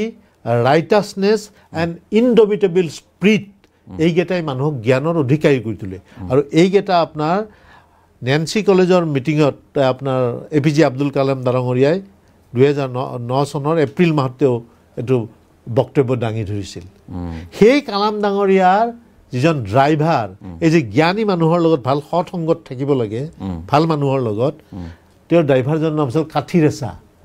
55 বছৰ বয়স তেওঁ আপোনাৰ মেট্ৰিক ফেইল মানুহ এজন কিন্তু কালামৰ অনুপ্ৰেৰণাত সেই মানুহজনে গৈ ড্ৰাইভাৰৰ পৰা মাষ্টাৰ ডিগ্ৰী পাই PhD লৈ ডক্টৰেট ডিগ্ৰী লৈ পেলাই কাঠিৰেচাই পিছত তামিলনাডুৰ এখন আৰ্টছ মানে কলেজ নে ইউনিভাৰ্চিটি আছিল তা মানে সেইখনত আপোনাৰ তেওঁ গৈ পেলাই হ'ল মানে এছিষ্টেণ্ট প্ৰফেচাৰ হিচাপে নিজকে প্ৰতিষ্ঠা কৰিলে ড্ৰাইভাৰৰ পৰা মই আগতে কৈছিল যে each individual has got divine potential এইটো APJ আব্দুল সৰ্বেপল্লী ৰাধাকৃষ্ণনে কৈছিল প্ৰত্যেক ব্যক্তিৰ মাজত প্ৰচণ্ডভাৱে লুকাই থাকে দৈৱ শক্তি আমাৰ সমাজৰ নেতা আমাৰ দেউতাক মাক আমাৰ অভিভাৱক আমাৰ মিডিয়া চবৰে কাম হ'ব